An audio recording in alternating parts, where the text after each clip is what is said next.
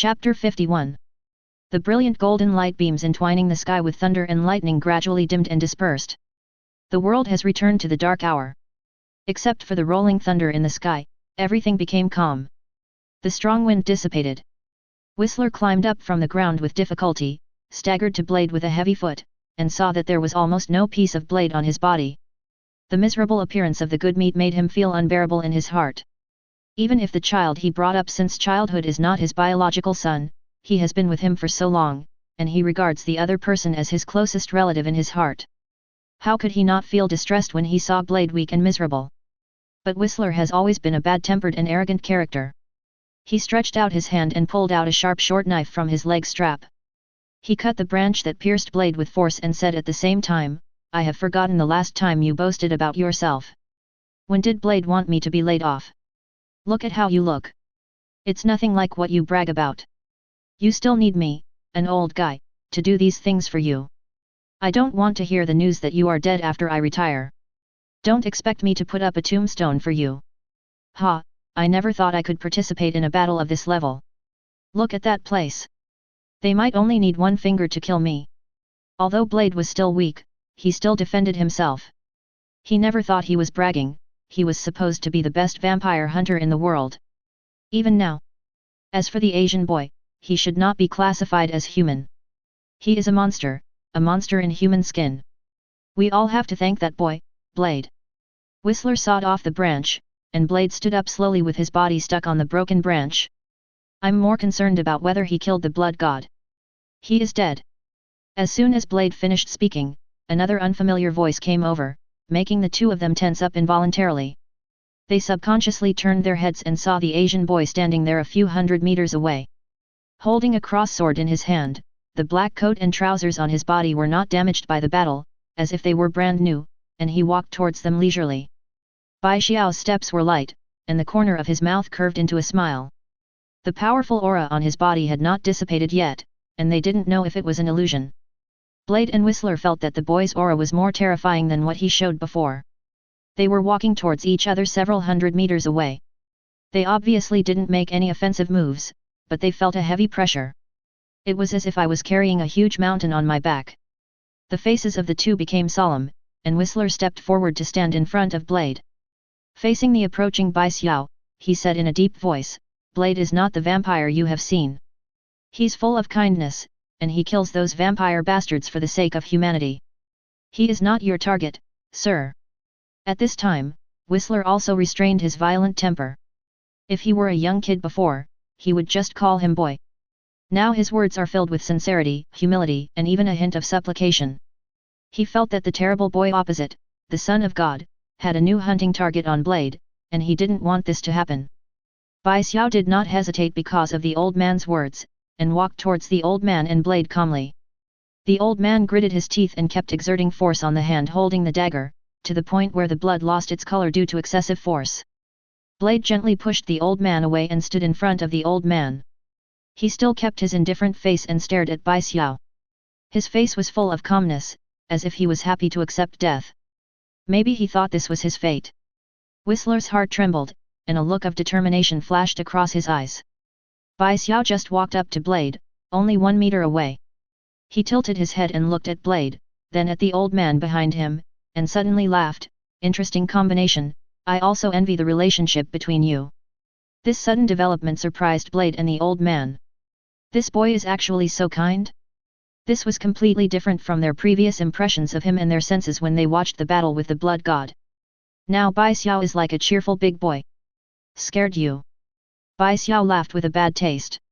Seeing the boy's appearance, Whistler was relieved, and then secretly cursed the boy's joke. "This is not funny at all. I almost had a heart attack as an old man because of this joke, sir," Whistler said angrily, emphasizing the word sir. "The meaning is self-evident, you are a brat with a bad personality." Bai Xiao didn't take it seriously. He held the cross sword and tilted his head to look at Whistler, who was lame in one leg and had blood on his forehead. "I think you won't be able to hold on if you go to the hospital in your current condition. So to make up for my joke." As he said that, Bai Xiao stretched out his left hand and pointed it at Whistler. In the surprised eyes of the two people, a golden energy beam that was not dazzling or even gentle penetrated into Whistler's chest. Whistler didn't understand why, but he suddenly felt a warmth coming from his body. He could clearly feel that his broken bones were automatically repairing, and the scars on his forehead, new and old wounds big and small, were starting to self-healing under that inexplicable power. Chapter 52. It's incredible. In 2 seconds, Whistler went from being extremely weak and covered in scars to being so completely self-healing that he felt that his old body also burst out with the energy of his youth. Of that vitality. He stretched out his hands in disbelief and moved his body. The vitality he had missed in the past reappeared. This made Whistler very excited. "Thank you, sir, you saved the rest of my life. I think I should be able to postpone my retirement." Whistler solemnly expressed his gratitude to Xiao. After Blade grew up, he spent most of his time just building weapons and repairing equipment. He didn't like this. He missed the days of hunting vampires with weapons. He did not die on the road of hunting, but lost to time. Time did not allow him to become a hunter. Now, Xiao gave him a new time. Xiao accepted the old man's gratitude. He just did it casually. Even the little magic power he consumed was restored before the old man finished saying his grateful words, but it made him spend his whole life on the road of hunting vampires. The old hunter comes to life. Xiao admires such people very much. A person who can spend his whole life fighting against extraordinary races is worthy of Xiao's help. Definitely another one. Xiao looked at the other person's gaze, and he shook his head seemingly helplessly, but actually said with gloating, "If you want to end up like that guy called Blood God, then I don't mind trying." Try. Blade thought about the golden beam of light that soared into the sky just now, and the Blood God that was probably wiped out. He shook his head decisively and said coldly, "This is my batch, and time will remember it. As long as you are happy." What else could Xiao say? Who let the other party steal a wave of experience from him? He knew that Blade could not die because the opponent's physique was very special, otherwise Dickon would not have considered him to be the best candidate for the coming of the Blood God. To a certain extent, Blade was not a pure blood clan, but he was superior to most pure blood clan. Vampires, even the so-called vampire elders. These are just fatal injuries, and it's almost enough to go back to sleep. Okay, things here are over. See you again when we have the chance. By the way. Xiao was about to leave, but before leaving, he seemed to have thought of something, took out a newly bought mobile phone and threw it to Blade. "There is my phone number in it.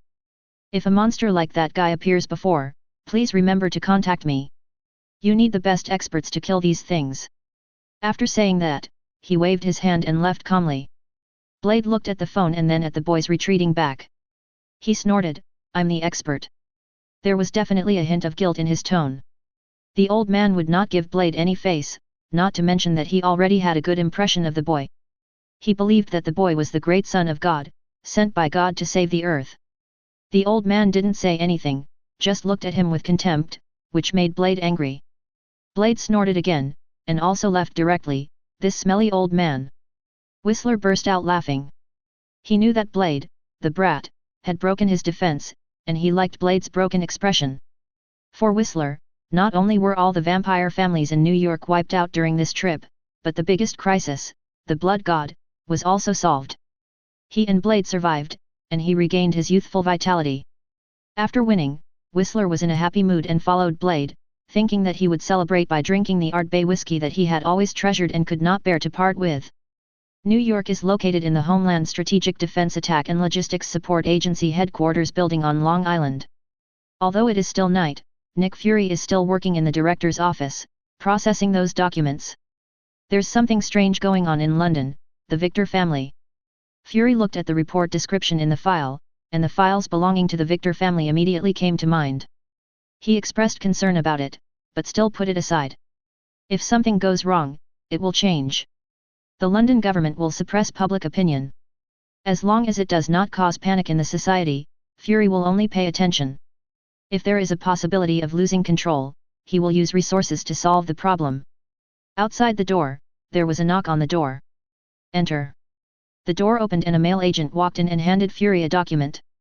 "Sir, we have detected abnormal energy fluctuations 30 kilometers away in the western suburbs of New York, and have also detected earthquake sources." "What's the magnitude?" "The energy fluctuation reached its peak in 10 seconds, which is comparable to 3,000 tons of TNT explosives. The earthquake source also had a brief amplitude of magnitude 8, but the vibration range was not large, probably only about 10 kilometers. The agent reported, "We dispatched an operational team to investigate and take footage of the scene." Fury frowned and flipped through the file. There were about 20 photos taken in the file. The photos had all-round views, including close-up, long-distance and bird's-eye view. Deep in a jungle, within 10 kilometers, dense cracks can be clearly seen, especially in the central area. There is a collapse mark with a diameter of more than 1,000 meters, and the original natural environment around it has been destroyed. This doesn't look like the traces of explosives. Yes, we checked the scene and there was smoke reaction, but it should have been caused by a few guns. We couldn't find the source of the abnormal energy. In addition, there was a thunderstorm in that area that lasted for about 30 minutes, and many places were also struck by thunder. Traces of splitting. Chapter 53. Our people found that there is a very large underground area under the sunken ground, but it will take a lot of time to excavate due to the collapse. Residents living in the western suburbs have called the police many times, saying that they saw a very strange sight. In their description, they saw a golden light pillar in the west direction, shooting straight into the sky, and it lasted for a short time, probably only about 10 seconds. Fury listened to the report, looked at the documents, and nodded. Collect information on whether a large number of people have entered or exited that area within a month, and cordoned off that area. Yes, sir. The agent turned and left, and Fury pondered. It is comparable to 3,000 tons of TNT explosives in 10 seconds. The power of such an explosion is different from the destruction scene formed in this area. 3,000 tons of TNT can explode a bomb with a diameter of more than 100 meters and a depth of more than 20 meters. Big pit of rice. The damage can reach 500 meters, people 1,000 meters away will be injured, and glass 4,000 to 5,000 meters away will be shattered. The scope of the on-site shooting and the effects of the explosion are completely inconsistent. In addition, residents in the western suburbs once saw the 10-second scene, which obviously should be the power of the golden light beam. In addition, it is only a preliminary on-site investigation, and more clues may be obtained in the future. Fury was even more interested in this so-called golden light pillar. What could cause such a sight and power? Some kind of newly developed military weapon? Launched from the ground to the sky, what kind of weapon is this? Some kind of anti-aircraft weapon? Everything is just speculation, and Fury can only wait for the report of the on-site investigation, but for some reason, a name flashed in Fury's mind at the moment. It can't be him, right? Fury thought of this and reached out to pick up the phone beside him. Xiao drove a Chevrolet SUV leisurely along this road. Both sides of the road were empty. At night, there was only some light illuminated by the headlights on the road ahead. This was definitely just for ordinary people. In his field of vision, there was no difference between night and day. Humming a song while driving. He was in a very happy mood. The Blood God copy brought a lot of benefits. The thousands of vampires in one wave made him happy, not to mention the Blood God. It can be said that a Blood God has more life essence than thousands of vampires, at least 4 times. He hit a certain limit. Yes, it is the limit. This limit is an inexplicable feeling. The specific value cannot be calculated at all. After all, the increase in magic power is not even low for him. There is too much magic power. The greater the magic power, the greater the increase in his combat power. Before fighting Blood God, he had a basic understanding of his own combat power positioning, but he still did not use his full strength. It looked like a fierce fight, but in fact it was just using a pair of monsters, and he didn't even force out the max mode. With a slight increase in intensity, the Blood God died on the spot. The situation is definitely normal. After all, the magic power is too great for vampires to restrain themselves, and it has a lot to do with him using a psychic storm and a bomb to seal the Blood God's blood magic on the spot. Now he obtains the life essence brought by the Blood God, and strengthens it several times again in one wave. At his level, multiple strengthening is not simply multiple strengthening in the literal sense, but multiple strengthening in all aspects of the life level. The conversion of combat power should be an exponential increase. As for this limit, Xiao also has speculations about this. That's like God the Father. Yaishan Father is located below level God Father, and the gap in combat power between the two is huge, but there is also a huge difference between Yaishan Father and those under level God Father. Although the hierarchical division between the two is slightly blurred, it is not so strict. But after all, they are two completely different levels of life. In comparison, Sub-Heavenly Father is already a life form of another level. If a life form with a high enough life level wants to reach Sub-Heavenly Father, it will take time to cross it. It is normal for it to take tens of thousands of years. Bai Xiao now probably guesses that he has reached this stage. Others need a lot of time to complete this process of metamorphosis, but he doesn't need it. He only needs to kill more powerful life forms and obtain enough life essence to break through this limit and cross over to the Sub-Heavenly Father. But the number may be very large. Tisk tisk, he really has to go down the road of killing the god, become stronger through killing, and never return. Although he has reached a bottleneck and there are not many suitable preys on the earth for him to obtain the essence of life, Bai Xiao is still very happy. After all, it has only been a mere year since he traveled to the present to reach this point. He still has more than 10 years to grow up. If there is no suitable prey on the earth, he can definitely find a way to find prey outside the earth. It's not like he can't kill some so-called gods. It seems that there are many gods in the city of omniscience. Thinking of this, Bai Xiao almost drooled, but the gods here are not easy to kill. Zeus and Odin are gods of the same level, but they don't stretch their hips. Going to the city of omniscient to slaughter the gods is equivalent to declaring war. At that time, he may face encirclement and suppression by some gods other than the city of omniscient. If you want to kill, you have to do it secretly. You really can't put the blame on Gear and let the God Slayer take the blame.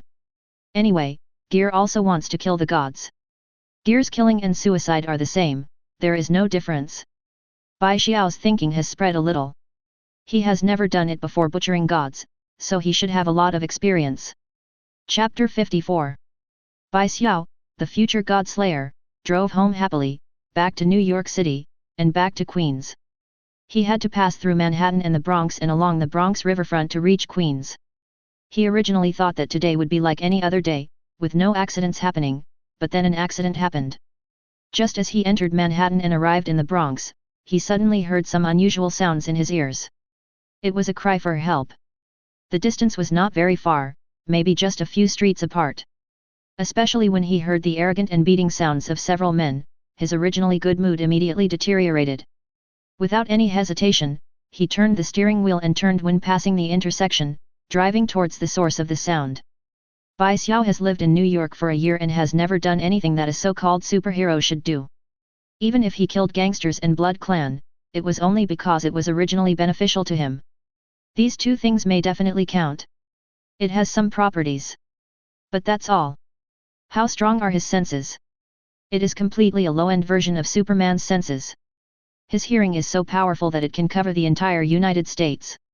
Before today, if he wanted to, he could cover the entire Queens, and any sound could be filtered by him. For example, when calling for help, he can also use his extremely terrifying speed and jumping power to rescue those calling for help above the steel jungle like Spider-Man. But he never did, not once. In normal times, he will actively block his hearing and other senses. As long as it does not involve danger to him, his name and so on will basically remain at the level of ordinary people. Bai Xiao never claims to be a superhero. Working hard and tired, he just focused on becoming stronger. On the way to becoming stronger, he killed some gangs or dark creatures and saved a group of people. That was all. He was not interested in taking the initiative to save people.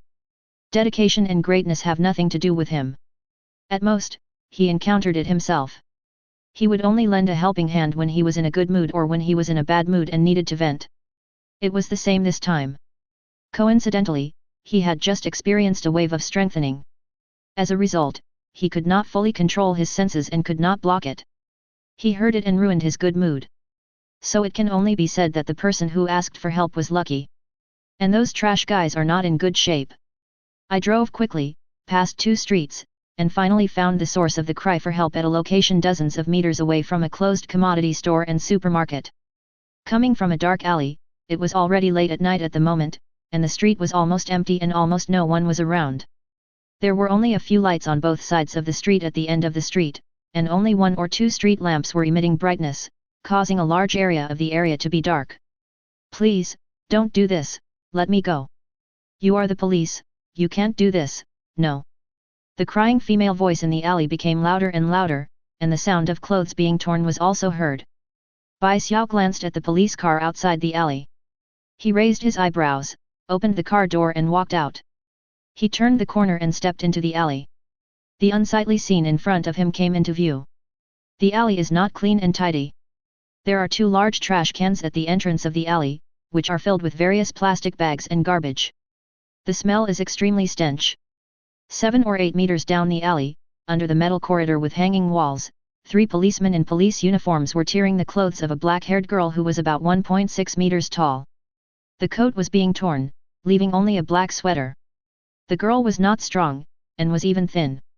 She struggled feebly, cried, and was desperate. But this also makes it easier to arouse the animalistic desires of these villains. Bai Xiao walked over with ease, but was still spotted by one of the police officers.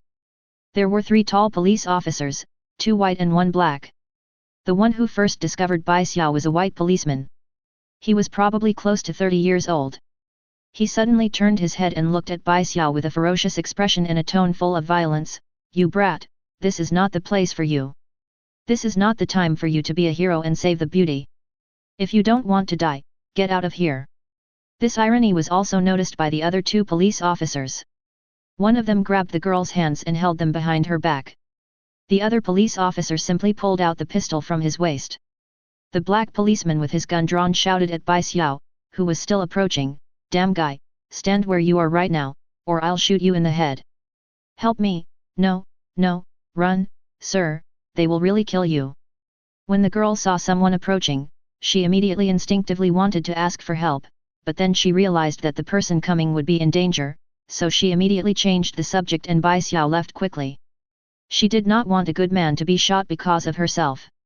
She knew very well that these rogue police officers would really shoot and even kill themselves in the end, blaming this good man for their own deaths, thus adding another achievement to their resumes.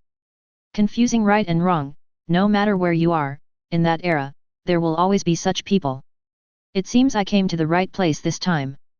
When Bai Xiao heard the girl's words, a flash of surprise flashed in his eyes. He didn't expect that this girl was really kind at heart, so this time he came to the right place. He likes to save such kind girls. He turned his back to the only light source outside the alley and approached step by step. The few people in front of him could only see a dark shadow. "You have tarnished the nobility of this profession." His voice was bone-chilling. "Damn bitchy, go to hell." The black policeman who drew his gun became angry and immediately pulled the trigger. However, he was suddenly shocked to find that his body seemed to be out of control and was stuck in place. Not only him, but the other 2 police officers also discovered this. What made the 3 police officers even more desperate and frightened was that the black police officer turned his gun and pointed it at the forehead of the white police officer next to him. "John, what are you doing?" The white police officer roared in fear. But the black man shouted in despair, "No, it's not me, I can't control my body." "No." The white man looked at the dark muzzle of the gun aimed at his forehead and shouted in despair. Unfortunately, along with the crisp sound of the gun, the muzzle burst into flames of judgment of sin, and the bullet penetrated his head. Chapter 55. The white policeman's forehead was punched through, and his body collapsed on the ground. His expression before death was one of fear and despair. Perhaps he never thought before his death that what was supposed to be a beautiful day would be killed by his own companions. This sudden scene made the remaining 2, one black and one white, panicked. Even the girl was too frightened to move. The white policeman who restrained her wrists suddenly let go of his hands. She didn't realize it and just stared blankly. "Fake, what's going on?" The black policeman was going completely crazy. He had to know that he killed his companion with his own hands and used his gun. His gun only has his fingerprints on it. Even if he survives today, he will inevitably be scrutinized or even arrested. Not to mention that there is no death penalty in New York. If a police officer kills another police officer, what will his department do? When arresting him, there is a high probability that a gun will be pulled out and beaten into pieces. Afterwards, it can be said that he was arrested with a gun. This kind of thing has become commonplace. For example, it is too common for some drug dealers to shoot and kill a police officer, and then they are arrested and they put their hands in the air and throw away the gun, but they are still shot by the police. This was still the future, but now, the black policeman John was even more desperate. He found that he was out of control of his body again, and he turned his gun and pointed it at the remaining white policeman. The white policeman was so frightened that he cried. His eyes were full of fear, but his body couldn't move at all. He could only shout crazily, "John, don't do this, don't do this, aren't we brothers? I don't want to either." The black policeman had tears in his eyes, not because he was sorry or anything else. Just because he knew that after killing the remaining companions, he would be the next to die. The fear of death made him unable to help crying, and the despair made him collapse. No matter how devastated he was, he couldn't stop him from pulling the trigger. There was a bang, and another shot accurately hit the head of the remaining white policeman. The other man completely lost consciousness and fell limply to the ground and died. "I'm sorry, please, sir, it was my fault. I shouldn't have done this. I desecrated my identity. I will never do this again. Please forgive me for my sin." The black man prayed in a broken voice, his voice trembled, and he said in a trembling voice. It was not at all as ferocious and violent as it was at the beginning. "Sir, I am willing to spend the rest of my life doing good things and spend all the time I have left to make up for my sins." The desire for life made the black man keep begging for mercy, but Bai Xiao had no intention of letting him go. He didn't even bother to read the memories of these three trashes and see what other crimes they had committed. He just walked up to the girl without even looking at the black man. The black man automatically turned the gun, and while he was constantly praying and crying, he still pulled the trigger that symbolized his death. Boom! Plop! Killed with one shot, dead to the end, all in one go. The black man only regretted before his death. He should not have done such a thing with his two other colleagues. Unfortunately, regret could not save his death. From being discovered by 3 rogue police officers, to being snatched into an alley by 3 people who wanted to do evil to her, to 3 police officers being shot dead, she went from despair to hope, and now to shock. This change almost caused the girl's CPU to burn out. What kind of expansion is this? However, with the last gunshot and the last police officer's suicide, the girl finally woke up from her shock when she saw the man in front of her. Instead of being afraid of the weird thing just now, she was filled with gratitude. "Thank you, sir. Thank you for saving me. If it weren't for you, I might have encountered misfortune." The girl's voice is not sweet, and her appearance is not particularly exquisite in Bai Xiao's opinion. She is not comparable to Natasha Romanoff. She can only be said to be pretty good, but to Bai Xiao's surprise, he saw that this girl seemed a little special. "Are you a mutant?" He looked at the girl before asking. The girl noticed the gaze of the man in front of her. She packed up the torn coat. Fortunately, the sweater was not torn when she pulled it. After doing all this, he said softly, "Yes, I am a mutant, and my name is Christine." When the girl faced Bai Xiao, she did not hide her identity. In other words, everything that happened just now made her feel that the man who saved her was also a mutant. Because of her previous experience, plus everything that happened just now, she immediately developed trust in Bai Xiao. "My name is Bai Xiao, are you alone?" Bai Xiao did not read the girl's memory. Just as he once said to Professor X, he hated Professor X's unscrupulous way of invading people's hearts, especially ordinary people. In addition to treating his own prey, he basically does not read other people's memories and obtain privacy. This has nothing to do with respect, this is the bottom line he thinks should be at least established, and it must be divided among people, otherwise he would be quite flexible in his own double standard. The girl in front of me was obviously not among them. Just as the girl was about to speak, Bai Xiao's eyes suddenly flashed. He heard someone calling the police from the residential buildings on both sides of the street outside the alley. He stretched out his hand to stop the girl from speaking, and said first, "This is not the place to talk. Maybe you should eat something." From the girl's thin body and somewhat dry and cracked lips, he knew that the girl must have suffered a lot, especially the clothes that looked like they hadn't been changed in a long time. He must have been wandering for a long time. "Thanks." The gratitude in the girl's eyes grew stronger, and she was so moved that she vowed to do anything for the man in front of her. Bai Xiao looked at the girl Christine with a strange look. The hero saved the beauty and promised her life. This plot was probably going to happen to him, but he didn't say much, took the girl to his car, and drove taking Christine to Queens in the car. As for what happened here, he didn't care at all whether the NYPD would come to visit him later. Before he had no strength, he kept a low profile. Now that he is so strong, he still has to keep a low profile. So isn't this power in vain? What's more, he believed that someone would naturally finish it off for him. Chapter 56. A fast food restaurant in Queens. The flow of people here is not too much less than during the day. Sitting by the window, Christine held a 3-layer burger in one hand and an Orleans leg in the other, swallowing it greedily. She looked like Bai Xiao when she was hungry and eager to eat after her first strengthening. Sitting opposite, Bai Xiao also ate every bite, making her taste much more elegant. Killing the blood god before raised his life level to the limit again, but with the existence of magic power, he did not need to eat a lot to absorb energy and nutrients to supply his daily activities and the operation of his super brain. So he just ate with this girl Christine, hamburgers and fast food. He didn't hate it and didn't particularly like it. Basically eat fresh. Christine had been wandering for a long time and had not taken in enough food. She was hungry for a long time, so she ate enough for an American adult in this meal. After eating, I took a big sip of the Coke and couldn't help but burp in the end.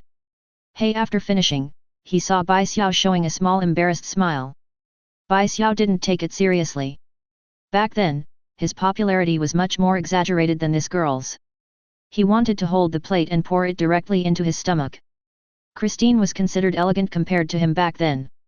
I was born in Chicago. Christine encountered these things again during her long wandering. She already had full trust in Bai Xiao, so she slowly told her story. She was born in Chicago, and unlike some mutants who experienced tragic experiences, she had a very peaceful and beautiful childhood. However, this kind of peace and beauty did not last forever.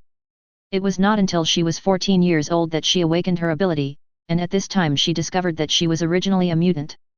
At that time, mainstream public opinion was generally full of discrimination and disgust towards mutant. She had also heard some hateful words from her parents about mutant, so she naturally thought that her parents, like other humans who were afraid of mutant, would refuse to admit that she was their daughter. So I chose to run away from home. She wandered aimlessly for 2 years until she came to New York. During her wandering, she encountered too many injustices and bullying. Every time she endured or escaped, especially tonight, when she was wandering on the streets and looking for a suitable place to sleep, she was discovered by those 3 beastly policemen. After cross-examination, it was revealed that she was just a homeless person. There was no 1-857 nearby, which made the 3 of them think. If it weren't for Bai Xiao, she might have been killed by these 3 policemen. Bai Xiao listened very patiently and nodded. What is your ability? Bai Xiao suddenly asked. I don't know either. Christine shook her head. I only know that after my ability is out of control, my power will increase by huge amounts. However, I cannot control this kind of ability. I only know when I encounter a crisis. She doesn't even know her ability, and it only appears from time to time. If she could actively control it, this situation wouldn't happen today. She could throw those 3 policemen 10 meters away with one push. Bai Xiao nodded thoughtfully. He could see through his senses that this girl was now essentially the same as an ordinary person, and there was no energy in her body. But for a moment, he suddenly noticed a change in the girl's body. The muscles, blood flow, and heartbeat were completely different, far more than normal people, but it was only a momentary change, so he asked the girl if she was a mutant. Obviously this is related to the physical aspect of ability. Maybe strengthening or something. For Bai Xiao, it is an ability with a low upper limit. In fact, the ability of strengthening is a strong word that can drag the whole body, muscle tissue, cells, and bones to strengthen in an all-round way, which can lead to increased strength. It should also be comprehensively strengthened in terms of speed and explosive power. This is also the reason why the upper limit is not high. It cannot become infinitely stronger like Hulk. Hulk's strength is closely related to gamma rays and his father. This is definitely another matter, strength and increase. Driving the whole body will certainly strengthen, but after all there is the biggest problem. That is your basic quality. Once this kind of strengthening is not a permanent growth type like Bai Xiao or Hulk, the biggest flaw is its limitations, and its own basic physical fitness is not strong enough. It is equivalent to having a super powerful engine, but other equipment is not enough to support the energy burst out from the engine. Therefore, it cannot exceed the limit that it can bear, and its strength cannot be overloaded. This can be regarded as a genetic defect of mutant itself. After all, this group of people is just a test product for some people. Bai Xiao didn't care about the mutant group. He watched the girl in front of him eat and drink. Seeing that the other party's sweater was torn in some parts, some old pants and shoes that didn't fit well, he said, I can send you to a mutant academy. That school is full of mutants. That principal treated mutant very well, there. But before she finished speaking, the girl shook her head repeatedly and said resolutely, I want to follow you, you saved my life, and I want to repay you. First of all, let's agree. I saved you purely because of coincidence. Those 3 idiots disturbed my good mood. Besides, you can't repay me. Bai Xiao shook his head and refused. Now he is still immersed in the road of becoming stronger. He has not thought about having someone to follow him on this road. What's more, when this girl talks about repaying her, it would be better to say that he is taking her in. I can help you do anything. I can learn fighting skills and work hard to master my ability. My ability is also very powerful. Christine said anxiously that she had been homeless for a long time, and it was Bai Xiao who saved her when she was most desperate. After experiencing countless darkness in secret, Bai Xiao became a light in her heart, which was enough to make her fly into the flames. Christine, I am very dangerous, and what I am going to do is also very dangerous. Bai Xiao stared at the girl. The darkness, injustice, and bullying you once thought, what I will experience now and even in the future are just children's playing house, do you understand? It's not about death alone. Even death may be just a luxury. After Bai Xiao said briefly, he no longer cared about the girl's pleading eyes and took her in the car to go to Xavier Youth Mutant Academy. In the car, Christine was downcast and silent. Driving all the way, we finally arrived at the Xavier Youth Mutant School in Westchester, New York. At the moment evening, huge amounts of iron gates stood in front of the school. Bai Xiao looked at Christine. The latter looked at Bai Xiao eagerly, but Bai Xiao was silent for a while and then said, You will grow up here. Although I don't like the principal, at least he is good to the children in the school. Christine was silent, and then said, Can I go find you in the future? Definitely. Bai Xiao just doesn't want to have anyone around him. This girl is a kind person and he doesn't reject it. He doesn't want this girl to be around him. The main reason is that he may not stay in New York for a long time in the future. Travel around the world in search of some prey. Now he is in the accumulation period of growing up and needs a lot of life essence, and he has no time to stay in New York forever. It is also impossible for him to take Christine around the world. To put it bluntly, this girl is too weak, and he doesn't want to be a burden. There are not many strong people on earth that he can care about now, but if he encounters her, the probability of her death is not small. Christine didn't know what Bai Xiao was thinking, she nodded. She already had an idea. She could see that Bai Xiao did not reject her, but the biggest reason for not accepting her might be that she was too weak. Therefore, she must try her best to grow up in this school, take the initiative to master her own abilities, and one day be strong enough to help Bai Xiao. Xiao sighed. While the two were talking, the railing and iron gate in front of them opened automatically. Bai Xiao was not surprised, stepped on the accelerator and drove towards the inside. He was still looking around with interest. It has to be said that Professor manicured lawns, trees, and a huge amount of lake in which the school is located are surrounded by beautiful surroundings. Living in this place always makes people feel relaxed and happy. Moreover, under this castle, there are also specially built secret places, such as battle rooms, laboratories, and places where brainwave amplifiers are placed. At night, you can still hear the calls of birds and insects. Driving along the road all the way to the school, at the moment, Professor X in a wheelchair and the X-Men members were already waiting. Just to welcome guests. Bai Xiao didn't feel anything. He knew clearly that this must be the work of Professor X, an old fox who wanted to make up for the previous unpleasantness. Opening the car door, he and Christine walked out. Phoenix Gretchen pushed the professor's wheelchair to the two of them. The professor looked at Bai Xiao and Christine gently, Welcome to the school as guests, Mr. Bai Xiao, and this lady. Professor X is much smarter than before. He knows the reason for the unpleasant quarrel with Bai Xiao. So this time he didn't use his psychic powers to peek into Christine's memory. I like the atmosphere here very much. Bai Xiao glanced at the dormitory building in the distance and heard the sounds of students playing and laughing there. He also saw a group of naughty and curious students looking towards this side against the glass windows. They seemed to be curious about who Bai Xiao and Kelly Zhang were being received by the principal and teachers. You are welcome here at any time, Mr. Bai Xiao. I am sorry for my doubts about you. You are such a kind person. Professor, this is different from Natasha Romanoff's use of beauty and excellent language art to lower one's guard. His language seems to be full of stories and a strange charm that can soothe people's inner uneasiness. This is somewhat similar to charisma. There is something mysterious about this thing, and there are indeed people who have such charisma. Apparently Professor X is one of them. But coincidentally, neither Bai Xiao nor Christine did this. Bai Xiao has seen through what kind of person Professor is for Christine. It was very simple. The main reason was that Bai Xiao had told her before that he didn't like the principal, so she was definitely wary and defensive in her heart. I don't care what you think, Professor. Bai Xiao spoke very straightforwardly. Even though his words made a certain guy wearing glasses very unhappy, he continued, what I pursue never needs other people's evaluation and judgment. The premise is that I don't put it into action and do it. Some smart aleck stuff. Because as you said, I have always been dangerous. I always have only one way to deal with my enemies, which is to send them to hell. Cyclops Scott snorted, and he was so angry that he wanted to speak, but Jean stretched out her hand and grabbed his arm, shaking her head at the angry Scott. Signal him not to mess around. Scott barely suppressed himself. Professor, I just hope you can maintain a kind attitude towards the world and other people. Kindness? Bai Xiao laughed dumbly. He definitely had kindness, but if he was an enemy, he didn't deserve his kindness. But he didn't talk about it with the professor. He reached out and patted Christine on the shoulder. She is Christine, the person I accidentally rescued tonight, and she is also a mutant. So, Charles, will you take her in? Bai Xiao did not use a commanding tone. It was up to the other party whether he would accept her or not.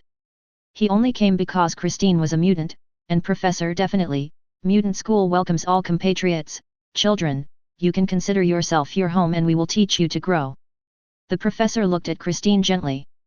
The latter looked at Bai Xiao first, then looked at the professor, nodded, and whispered, "Thank you, Professor." The professor was very happy that there was another child in the school. He introduced the other X-Men members to her, and all the teachers greeted her kindly. Including Cyclops Scott, who is unhappy with Bai Xiao. He will not anger a girl because of Bai Xiao, not to mention that the girl is still his compatriot. Chapter 57. Regarding Bai Xiao's arrival, Professor X sincerely invites Bai Xiao to visit the school. Bai Xiao did not refuse. The school has rooms and dormitories that can accommodate hundreds of students, as well as towers, long tunnel corridors, large stables, elegant greenhouses, and a garden built on the mountain. The medieval armors on both sides of the corridor and the creaking wooden floors in the castle give people a sense of time intertwined, as if they are in a wealthy mansion that dates back more than 100 years. The school in the evening has a unique beauty. Stormololo took Christine to where she lived. The remaining people followed the professor and took Bai Xiao to the lake, chatting while walking along the road. Every time I come here, it reminds me of when I was young. I loved swinging on that tree, and Raven. It's a pity that the relationship between people and mutant has deteriorated and everything has changed. Mutant is not accepted by everyone.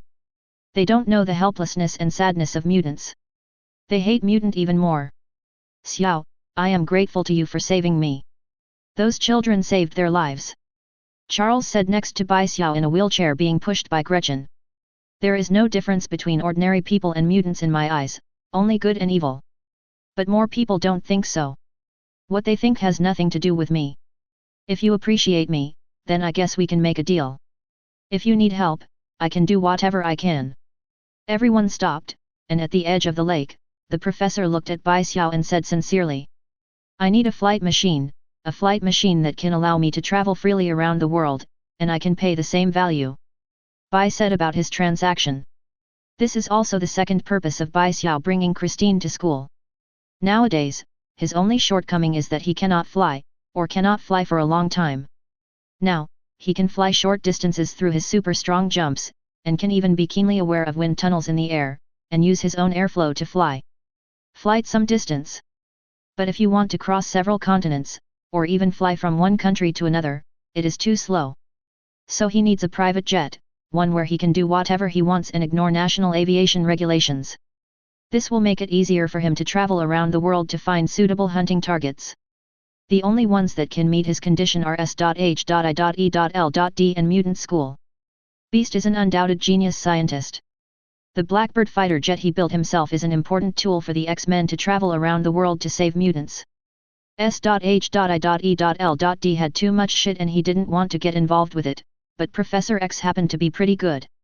Today, I received a large amount of US dollars from 2 mole elders, enough to pay for this transaction. Charles really thought that what Bai Xiao wanted to trade was actually an airplane.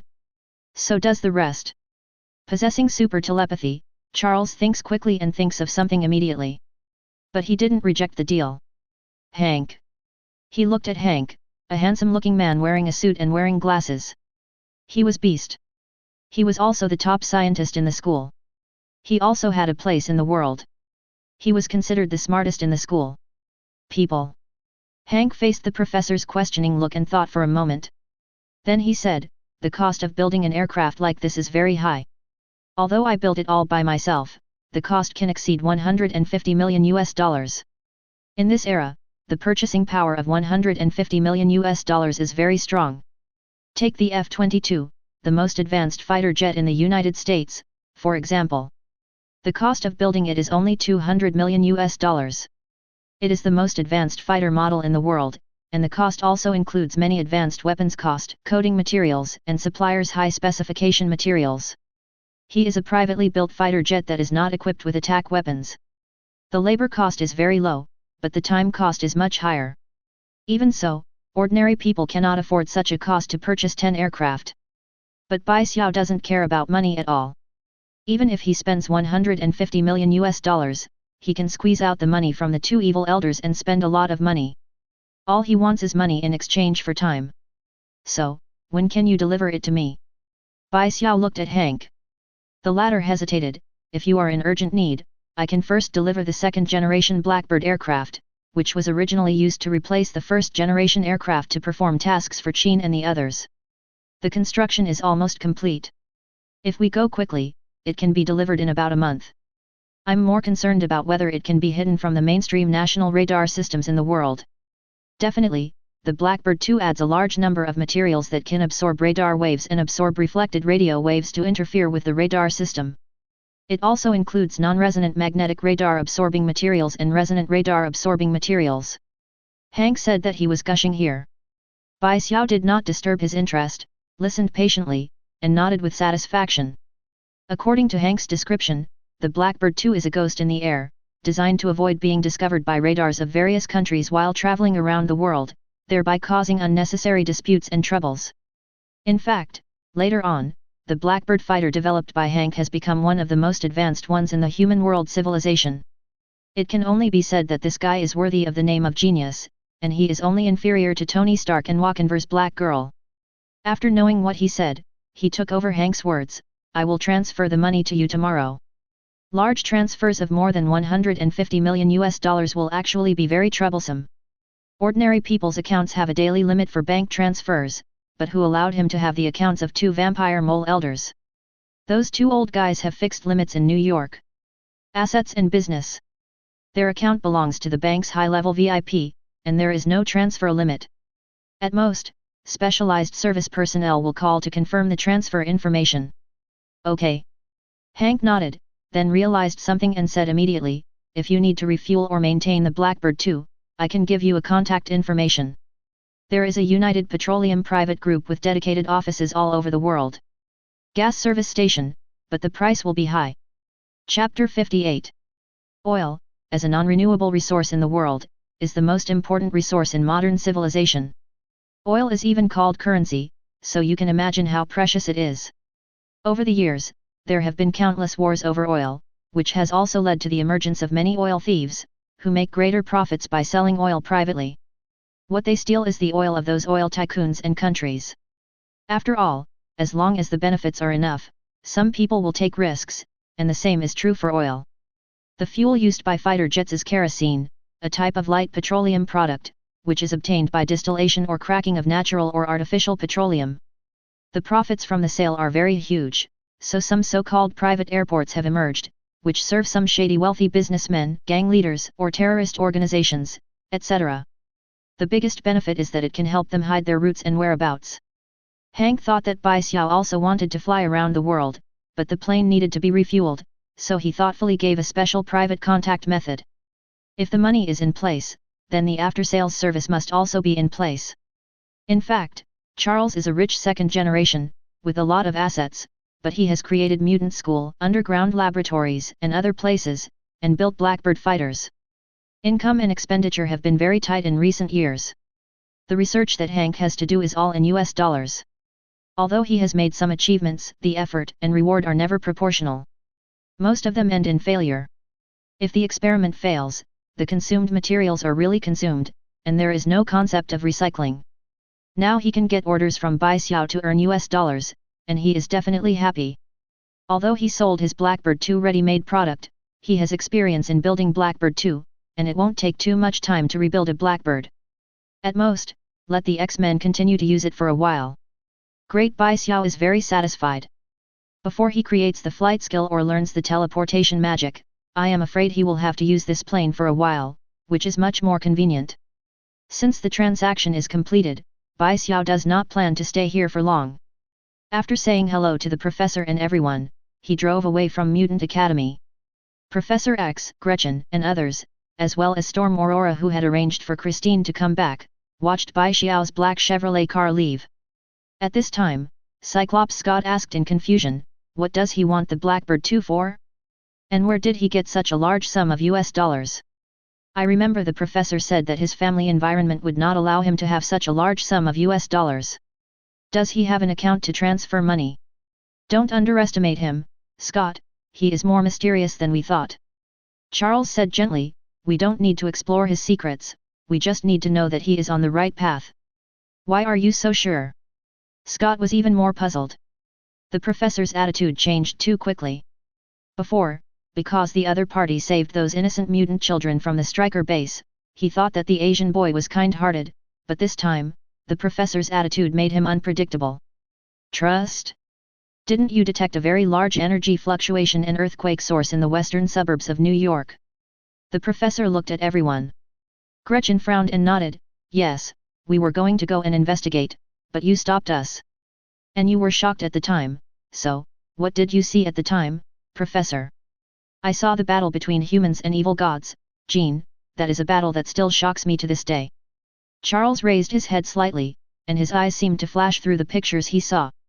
A gorgeous, fierce, and shocking battle. A battle that truly slaughtered gods. Is he one of the protagonists? Wolverine Logan said in a deep voice, spitting out a puff of smoke while holding a cigar in his mouth. Yes, there are many secrets in this world that ordinary people don't know, and as a telepath, when I used the brainwave amplifier several times before, I saw those races that did not belong to humans. They were lurking in human society, or hiding. They have a more primitive and powerful body ability than humans, and that long life. Charles said with emotion. But you never told us this. Storm said doubtfully. They and we are on two different lines. We care about more mutant compatriots and how to make humans accept us and live in peace. As for those creatures, they have never had any intersection with us. Charles said meaningfully.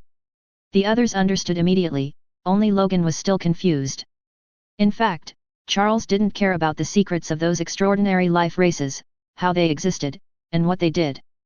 As long as they didn't target mutants, he wouldn't be stupid enough to provoke them. After all, Charles was already exhausted and overwhelmed just because of the conflict between humans and mutants. How could he care about these low-key races? That child is kinder than we thought. He found another direction. Charles said with a smile.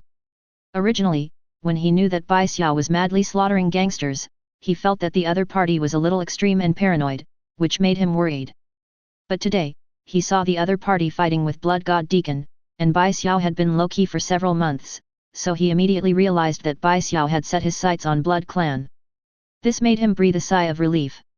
Compared with Xiao killing people, he would rather see the other party find and hunt 1.0 Blood Clan. Anyway, this race is not human. Charles also expressed his support for this, and guessed why Xiao wanted a plane to fly around the world, so he agreed to the deal. In addition, I don't know if it's an illusion, Charles feels that he has seen Xiao again. Is this boy growing up a little too fast, so that his spiritual power is frantically warning him? This kind of warning, he has only seen it in one person before. Apocalypse. The man who once subverted the world, changed the world, and almost killed him, Charles was silently surprised. This boy might really be as the old man said, a god craftsman? Chapter 59. In the luxurious room of the Sea View Villa in Long Island, New York. A hand stretched out from the quilt, and the man in his 20s in boxer shorts casually moved the two white arms that were on his body and walked down from the bed. Yawning, he walked out of the room and came to the bar in the spacious and luxurious living room. He picked up a bottle of whiskey and a thick-bottomed square wine glass from the wine rack, poured a glass, and took a sip. At this time, a man's voice sounded in the living room. "Good evening, sir, I think there is something I need to report to you." 30 minutes ago, an abnormal energy fluctuation was detected 30 kilometers away in the western suburbs of New York, which lasted for 10 seconds, equivalent to 3,000 tons of TNT explosives, and there was also an 8-magnitude earthquake source covering a range of 10 kilometers. Maybe it's a military weapon experiment? You know I'm not interested in these. JARVISJ.A.R.V.I.S didn't pay attention to the man's careless words and continued. In addition, residents of West 18th suburbs reported to the police that they had discovered a very strange landscape, a golden light column that penetrated the sky in the dark night, which also lasted for 10 seconds. Someone also took a picture of it.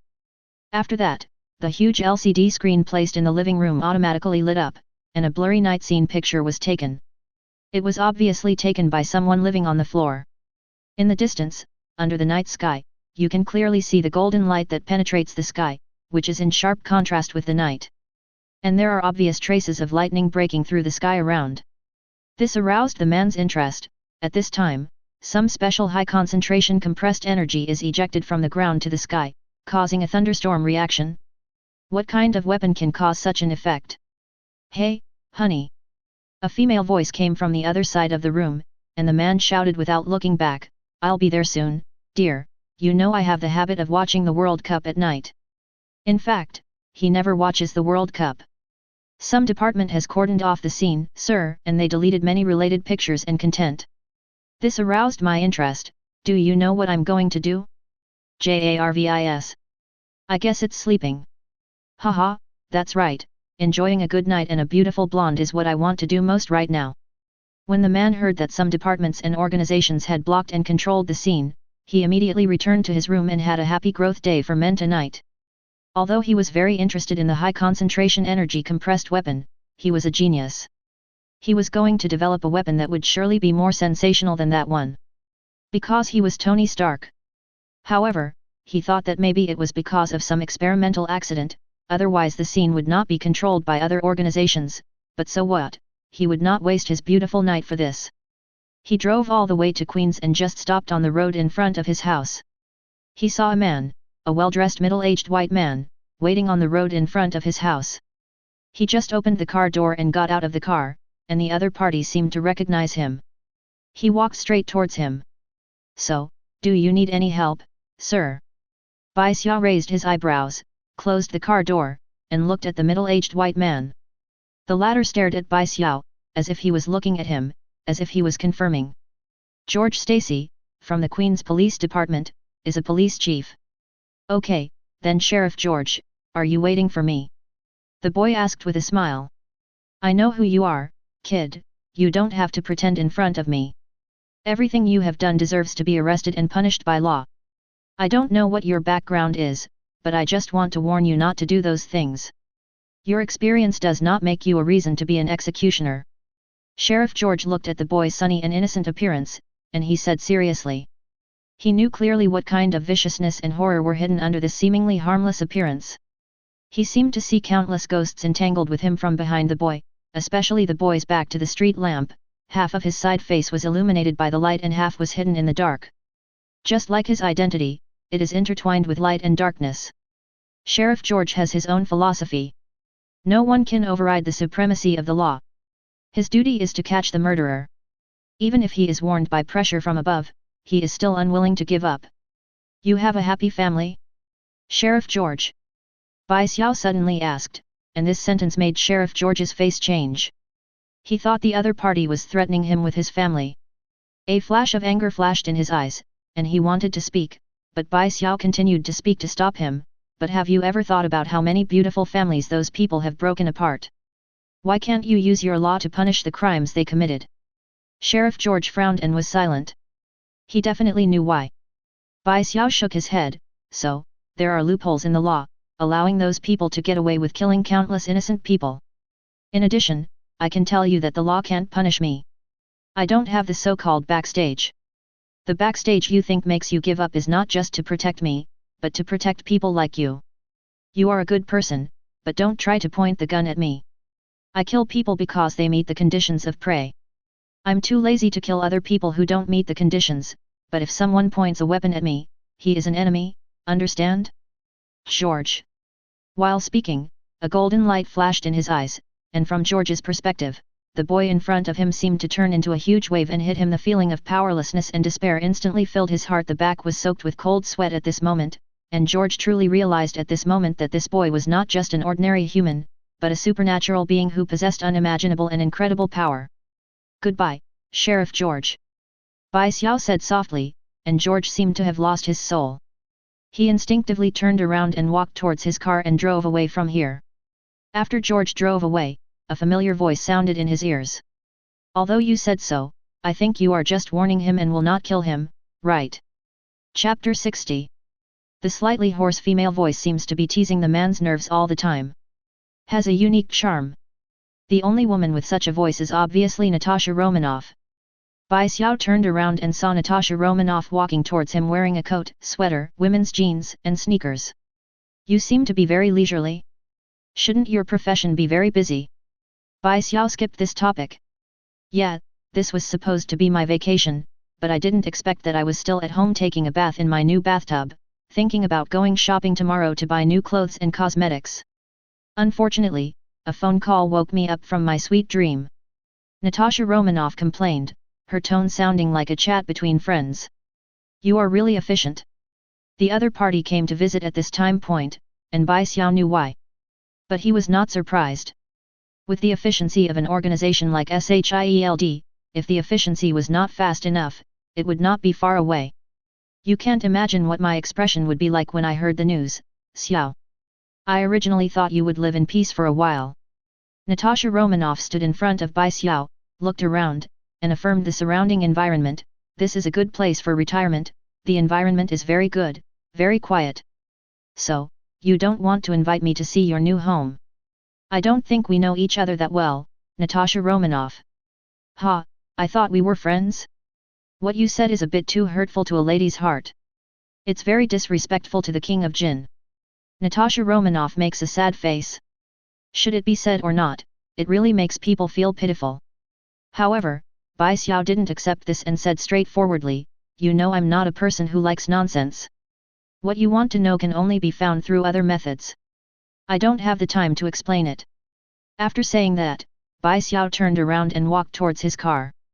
A helpless Natasha Romanoff was left. Seeing Bai Xiao driving into the garage and the lights coming on in the apartment, Natasha Romanoff shook her head slightly and turned to leave, taking out her phone. Hey, boss, I failed. A deep voice came from the other end of the phone. It seems he doesn't exactly consider you a friend, Natasha Romanoff. It's not that simple to get into his heart, boss. He has completely closed his heart and remains suspicious and alienated from everyone in the world. Then keep going like this. We have found 2 other eyewitness clues. I think they should be able to give me a satisfactory answer. Okay, don't tell me, I'm still on vacation.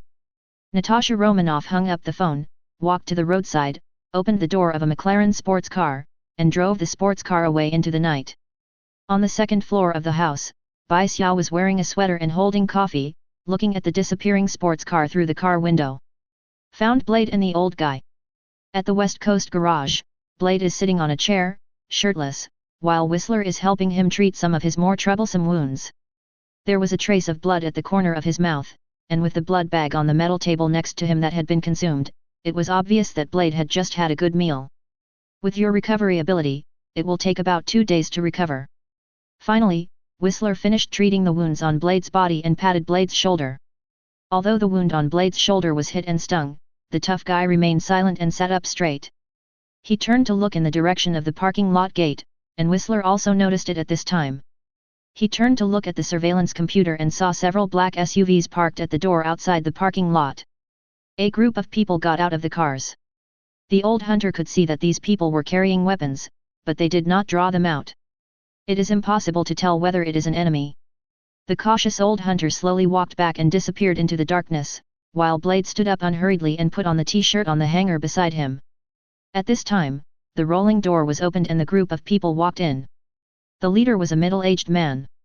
They walked up to Blade and the middle-aged man extended his hand.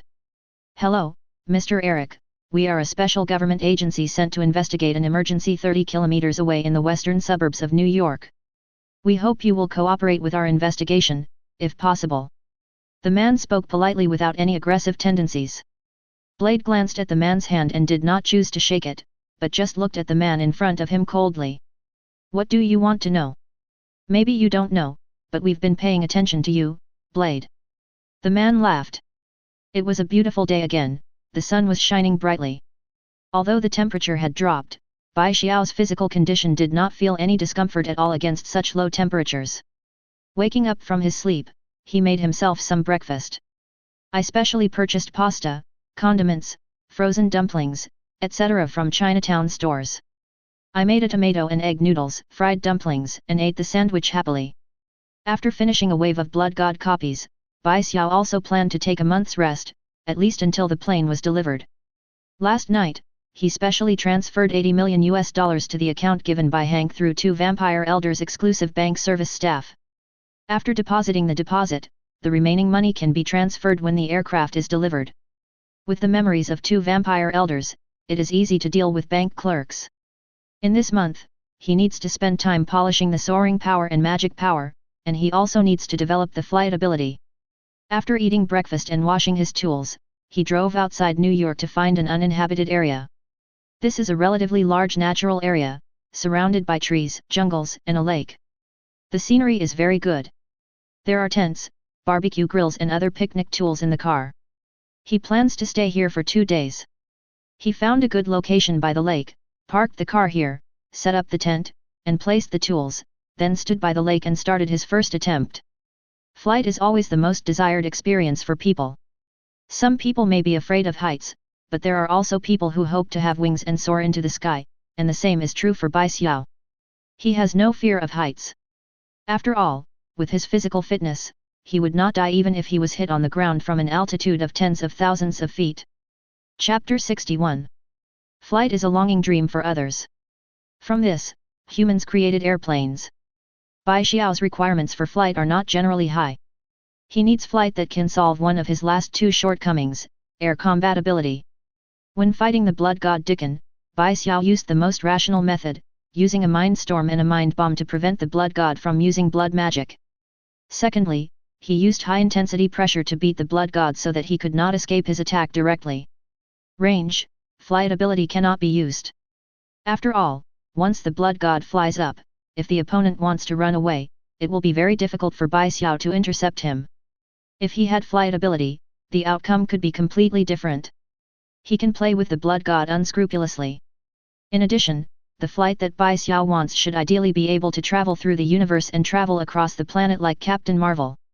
Definitely those are things for later. First, he experimented with his first attainable flight test. It was with his psychic power that he was now not inferior to Charles that he transformed into psychokinesis to surround and cover his body, forming a spindle shape around his body to minimize wind resistance. Gradually, he began to float slowly, pulling his body into the air through the psychokinesis form, 100 meters, 200 meters, 300 meters, 500 meters, 3000 meters, tens of thousands of meters looking down at the shrinking ground below from high in the sky. Psychokinesis can control matter, including the human body, as is Bai Xiao's body. With a thought, Bai Xiao's body disappeared in an instant at an altitude of 10,000 meters, and he flew rapidly towards the distance. The speed was very fast. The fusiform protective film built by psychokinesis on the outer layer of the body minimized wind resistance and allowed his speed to continue to increase. He circled flight 30 kilometers in the sky. But in the end it slowly floated to the original lake. The toes landed lightly on the ground. The black sweater, pants, and shoes he was wearing were not even damaged by the high-speed flight. Too slow. Standing by the lake, Bai Xiao frowned.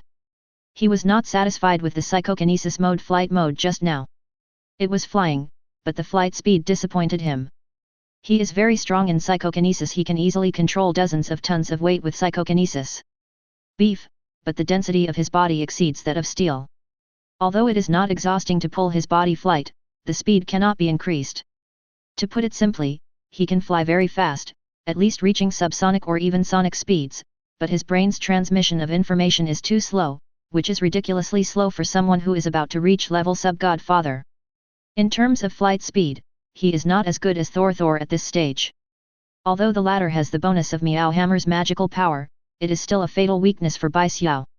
And this is just flight, which is far less flexible. So flight in the form of psychokinesis was temporarily stranded, or maybe it could be developed in another way. Randomly, he turned his direction to magic. Magic is a form of energy, which immediately reminded Xiao of Captain Marvel Carol. Her flight ability is as fast as the speed of light, and she can even move faster than light when she turns on the binary star form. Definitely how the other party did it, Xiao didn't know, at least there was a direction. The key point may also be magic power. As for how to use magic to achieve the effect of flight, the amount of engineering required was huge. Xiao gradually began to try it by the lake. The most original idea was to create a pair of Yuli flight with magic behind it. During the flight, by changing the shape of the wings and building a similar jet port, the power is increased through the release of jet magic. The speed has indeed increased, but it still cannot change the flexibility in the air.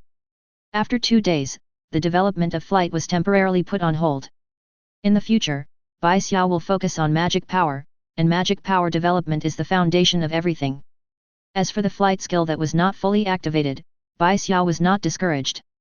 He had enough time to activate this ability, and he thought it would be okay if he could fly.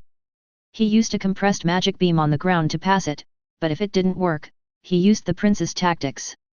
Making the enemy unable to fly even if they want to fly, this is definitely just a joke.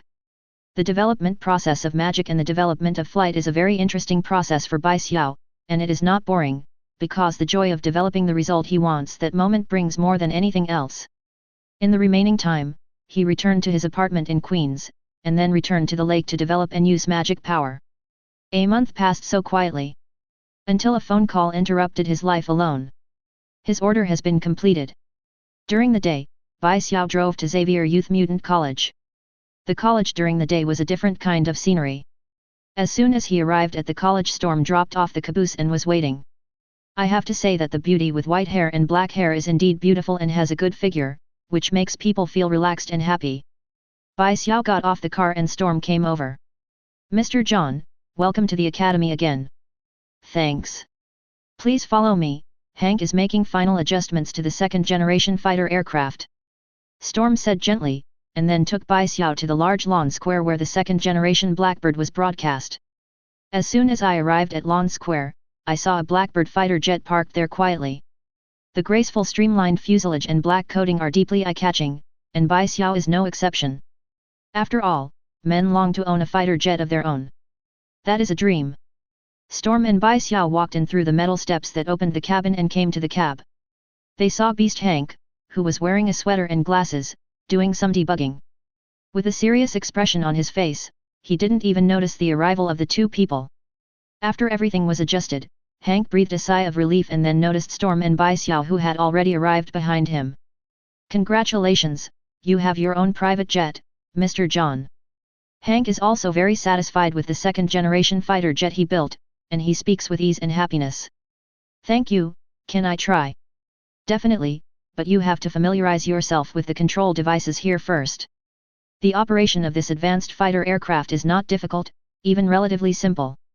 Hank and Xiao are familiar with all the equipment and buttons in the aircraft. Chapter 62. At the moment 2000 is about to arrive in the new year, but the technology of this era is not particularly developed. That is to say, after 2005, the level of science and technology will increase explosively with each passing year. This is the beginning of the era, just like an invisible hand playing with the strings of Earth's technology. Hank is one of the best geniuses on the planet. The Blackbird fighter jet he built himself is the absolute best in terms of technology and operational level, not to mention how many years ahead of the current Earth.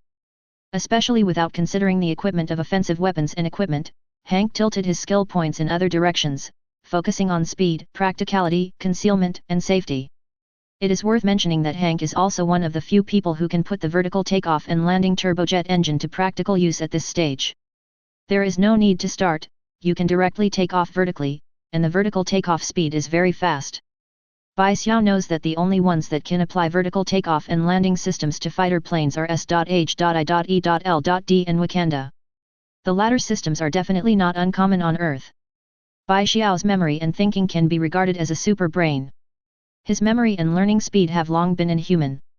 But after Hank taught Bai Xiao how to operate and use all the functions, the second time he got started, he was no longer the same as Hank, a veteran. The difference? All that's left is to fly boldly and soar in the sky. What posture to use is Bai Xiao's question. Bai Xiao was very satisfied with Hank's gift, so he made a phone call on the spot to transfer the remaining money, and then flew the plane and left Mutant Academy. While the plane was flying in the air, May enjoyed the feeling of a pilot controlling the plane soaring in the air for the first time. Anyway, it was a bit fresh at first, but compared to my own flight, it still tasted worse. But the performance of this aircraft is indeed very good. The highest flight altitude has reached the limit of 30,000 meters, and the fastest flight speed has reached Mach 3.5, which is much faster than his own psychokinesis flight. It can completely fly to any place on the Earth within 5 hours. And Hank has made greater optimizations for the aircraft's fuel tank. Originally, the X-Men's flight machine is different from the fighter jet in that it does not need to be equipped with a weapon system, resulting in other available space. The fuel tank is the most important part. The fuel tank is larger than that of other current fighter jets, which means it has a long endurance. It will not run out of fuel while flying. With the contact information given by Hank, there are private airports at various locations in the world where you can refuel, and the endurance is long. Bai Xiao can completely ignore the problem here. Now that we have this airplane, but there is no place to put it, why don't we buy a manor first? It can only be said that the plan could not keep up with the changes. Although he had plans to purchase fighter planes with Charles, he thought that it would take a year to build the plane with only Hank. After the aircraft is delivered, he will build a manor, but Hank is really honest and delivers the new model of the aircraft to him for his own use. He is indeed an honest party B. There was no room for the plane in the courtyard of his small apartment. There is a small problem, this plane has almost wiped out his assets, and he is ready to find a new enemy to have a good exchange with him. Bai Xiao feels that the piggy bank that he has been keeping has become useful. In the evening, in a luxurious villa in Manhattan, Kingpin was wearing a large nightgown in the room and looked at the little guy on the crib spitting bubbles, and his slightly ferocious face became gentle. On the side, Kingpin's wife Vanessa looked at her husband and son tenderly, feeling that now was the happiest moment in the world. Be careful not to wake him up, or you won't be able to sleep tonight, Vanessa reminded. But Jin Bin shook his head indifferently, lowered his head and kissed the baby's forehead gently, so gently that the sleeping baby was not awakened. I will only feel happy and not bored. He is the gift you gave me. I will cherish him throughout my life. Kingpin turned his head and hugged his wife Vanessa and kissed her. This gang leader, who is famous in the underworld circle, showed his unique gentle and considerate side. With a smile on her lips, Vanessa pushed her husband, he is our gift to ourselves. Looking at his coquettish wife, Kingpin burst out laughing. He was about to admit that he had said something wrong, but he did not expect that the child was awakened by his laughter and immediately started crying. Let you be careful. Vanessa scolded her husband, quickly stepped forward to pick up her son, and coaxed her son gently, while Kingpin stood aside and watched. Suddenly there was a knock on the door from the maid. Go, honey, leave this to me. Vanessa was very considerate, which made Kingpin kiss his wife on the cheek and walk out of the door. Sir, look at your phone. The maid said respectfully. Kingpin nodded and went to the living room. There were not many people who could call him at this time, and because of the birth of his son, he rarely put the phone in the room, fearing that the sound of the phone would scare the child. 00 Walking to the luxurious and spacious living room, he picked up the phone, and it turned out to be his right-hand man. Picking up the phone, she pointed to the maid at the bar in the living room. The maid was very discerning and came to the bar to pour a glass of wine for Kingpin. Kingpin came to the balcony with a thick-bottomed wine glass. His mansion was located on the 13th floor of a luxury apartment building. The balcony overlooks the night view of Manhattan below. While shaking the glass and drinking, Kingpin chatted with his assistant James Wesley about business matters. The conversation lasted for about half an hour before the two hung up the communication. Kingpin looked at the lane of traffic below. Manhattan intertwined in darkness and dim light. Kingpin drank his last sip of wine before turning and leaving the balcony. However, when he just stepped into the living room, his steps suddenly stopped, his eyes suddenly burst into a terrifying coldness, and a fierce aura belonging to the largest underground gang leader slowly filled the entire living room. Because right in front of the living room, a man wearing a black coat, sweater, and round hat took the wine glass from the maid and raised the glass to signal to Jin Bin. This was a very handsome Asian kid, a person he had never seen before, who actually appeared in his home without him noticing. Chapter 63. I don't care who you are. Get out of my house now, otherwise, I will let you know what the cruelest punishment in the world is. Kingpin glanced at the maid who was standing respectfully aside, with a hint of ferocity and confusion in her eyes. This maid had served his family for 3 full years, and was very obedient, sensible, and discerning, but now, could it be a spy planted next to him? It seems that you have forgotten a painful memory you once had. Maybe I think I should help you recall this memory, Mr. Fisk. The boy smiled brightly. Boom. The next moment, the luxurious living room in front of Jin Bin suddenly changed and rotated, and the world instantly turned dark. This familiar scene immediately awakened him to the memory of the shame and fear of 107. Sure enough, a pair of huge amounts of eyes appeared in the pitch-black sky, cold and ruthless. It's as if God's eyes look down on all living things. It's you, the butcher. Kingpin roared angrily, and the fierce and ferocious aura swept across all directions. He wanted to use this method to dispel the hidden fear deep in his heart. In his ears, a slightly surprised voice came, and then the dark world suddenly shook wildly and violently, as if the sky was falling and everything around him was collapsing. The most terrifying thing for Jin Bin was that he felt that the world was falling. Chaos, confusion, intense and bone-chilling pain struck. It was a bit unbearable for a man like Kingpin whose willpower was as strong as steel. In a daze, he seemed to be in the wildly turbulent sea, with its monstrous waves, raging storms, terrifying thunder, rain and strong winds. He struggled helplessly in the surging waves, but facing this godlike power, Jin Bin had no ability to struggle at all. He could only drift with the tide and was pushed into the sea by waves. He struggled with all his strength and returned to the sea. It reached sea level, but was overturned again by a big wave. Going back and forth, while struggling hard, he seemed to hear 2 voices. Very powerful psychic power. He also used my trap to create a new trap. What an incredible power. I originally thought that only another old guy in this world could possess this kind of psychic power, but I didn't expect that another telepathy was born. I'm very interested in you, boy. Tell me, what will you do after I find you? Perhaps I will entertain you with the grandest dinner, sweet boy. During the subsequent struggle, Jin Bin only vaguely heard a few intermittent words like guess, identity, queen, punishment, and game. It was as if the 2 people had made a game agreement. Kingpin remembered these words, but in the end he was silent in the sea, losing all his strength. He could no longer struggle, and slowly became silent in the sea, darkness, depression, squeezing, the pain of the water eroding his lungs, suffocation. This the most painful way to die was that Kingpin almost lost consciousness. Until the last moment, Kingpin, who was about to die, suddenly gasped for breath, covered his chest and bent over and coughed violently, as if he wanted to vomit out all the contents in his stomach and lungs. However, he didn't spit anything out. After a while, Jin Bin's vague consciousness slowly woke up. He stood up straight and glanced around. It was still his home, the same living room that he was familiar with. In front of him was still the smiling Ye, tasting the wine. American boy. Kingpin stared at the boy, his thoughts a little confused. But he realized that the young kid in front of him was terrifying, so terrifying that he was unable to resist at all, just like he had been in a sea storm before, slowly suffocating in a desperate struggle. As expected of you, your willpower is much better than that of many people. If ordinary people faced such a scene, they would probably become crazy or brain dead. But you persisted. The boy gently placed the wine glass on the bar with a disgusted expression, obviously not liking this so-called fine wine. Jin didn't feel anything about the boy's praise, but after his chest that was constantly rising and falling gradually calmed down, he glanced in the direction of his wife and son's room. A trace of worry flashed in his eyes, but then he became firm. You can killed me, but they were innocent. I know your style, butcher, you are not a person who kills innocent people indiscriminately. Kingpin definitely knew that the handsome and sunny boy in front of him was a famous butcher in Queens and even the United States. He also knew very well about the butcher's style, and he did not like to leave his fate to a madman. But, now he has no choice. I'm not interested in them, and I'm not interested in you either. The boy was surprisingly easy to talk to, but his words were a bit harsh.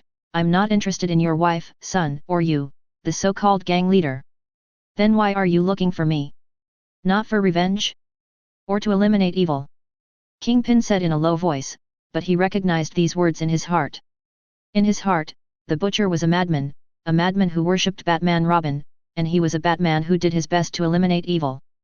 But after controlling him to kill Bullseye with his own hands, and what happened today, Kingpin immediately realized in his heart. The person in front of him has never been different from the person he analyzed. He has his own purpose, and it is very clear. But what the purpose is, he doesn't know, and he doesn't need to know it. To delve into the secrets of a man with unimaginable power is tantamount to courting death. He just wants to protect his wife and son, and for this, he will sacrifice everything. Your guess is correct, but don't think too complicatedly. I found you because I am short of money. The boy said matter-of-factly. This statement made Kingpin immediately look shocked. Lack of money. Jin Bin never imagined that he had gone through so much and that the scene of his death was just because the other party was short of money. This made Kingpin feel a complex emotion immediately. Dumbfounded, angry, aggrieved, etc. You did so many things just because you were short of money, but just say it directly, I have plenty of money. Chapter 64. Jin Bin definitely knew very well why the other party did this. Before today, Kingpin had always been malicious towards the butcher.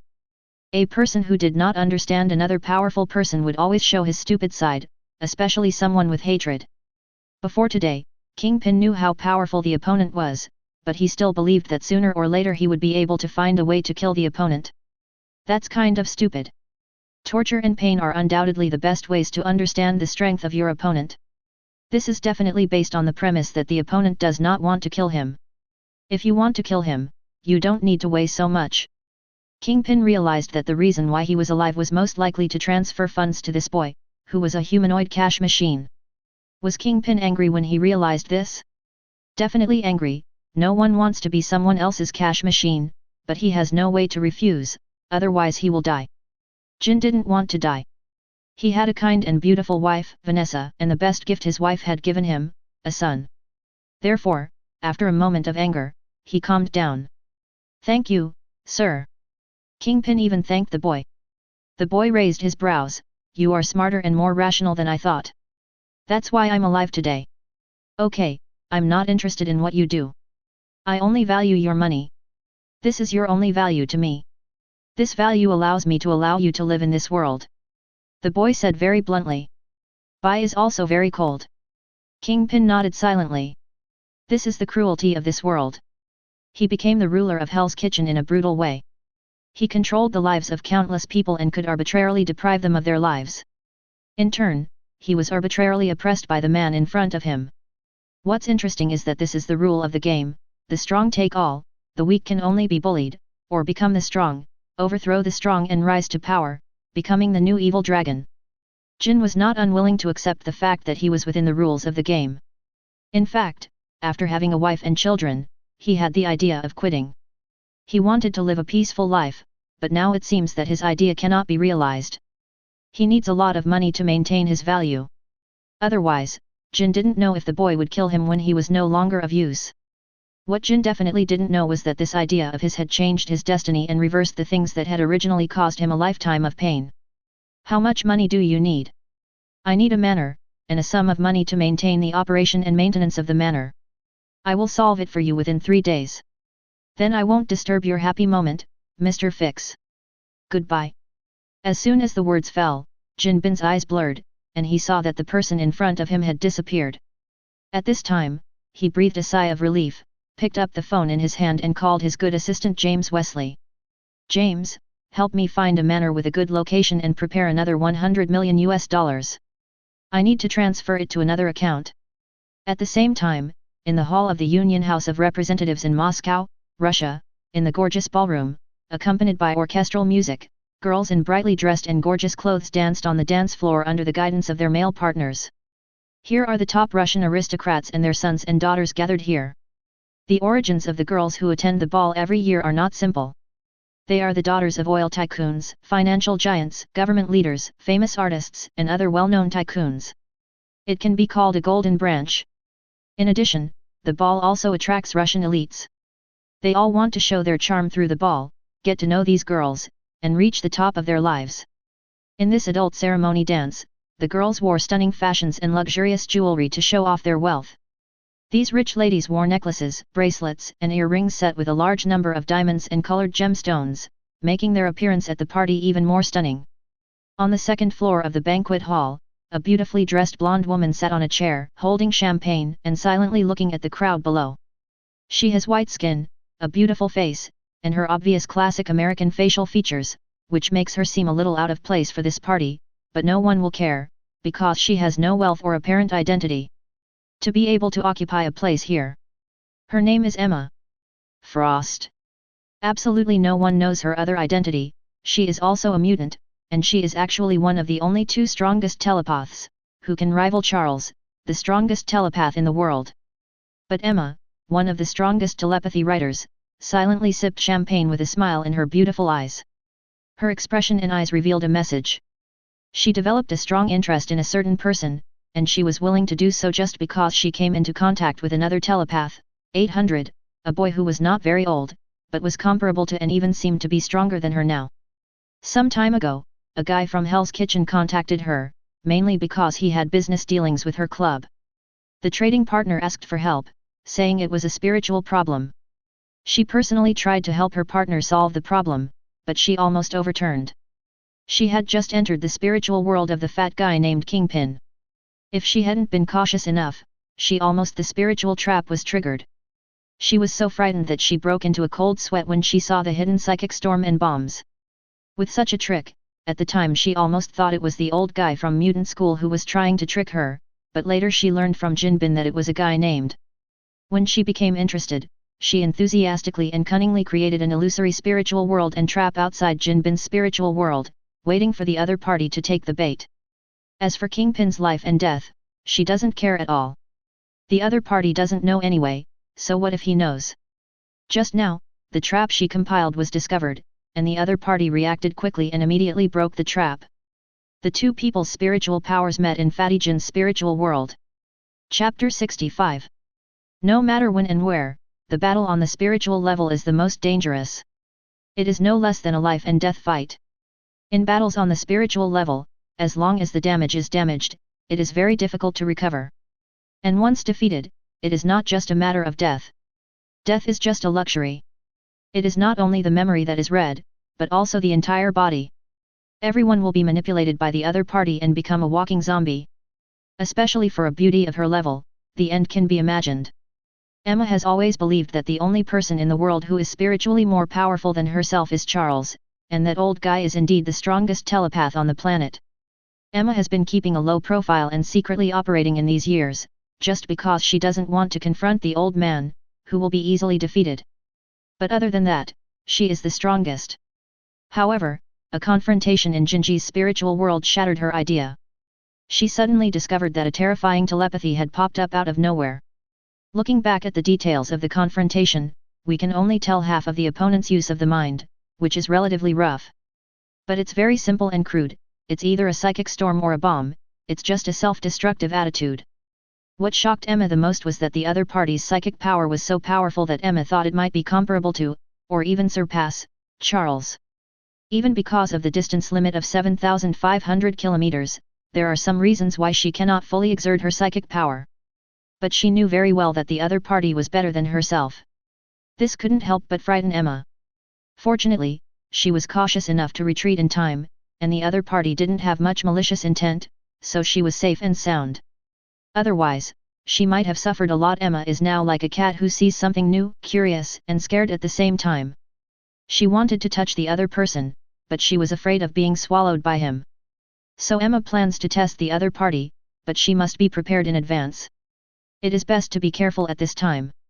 Let's play this game of cat and mouse, boy. Emma laughed out loud. Her identity was definitely that of a mouse, but who said cats can definitely catch mice? Cunning mice can sometimes completely fool cats. At this time, not far away, a handsome Russian aristocratic man came over carrying champagne. But with one look from Emma, the man simply ignored her and left. I have no interest in attending your banquets now. After Emma finished drinking the champagne, she put down her wine glass and stood up and left the hall step by step with graceful steps. Everyone present was unaware of it and was immersed in the dance. Emma walked out of the hall and got into the back seat of a luxury car. Go to the club. Kingpin acted quickly. In 3 days, he spent $45 million to purchase a manor on Long Island. Long Island is a long and narrow island southeast of New York City on the east coast of the United States. The widest distance between the north and south banks is about 30 kilometers. It is about 190 kilometers long from east to west.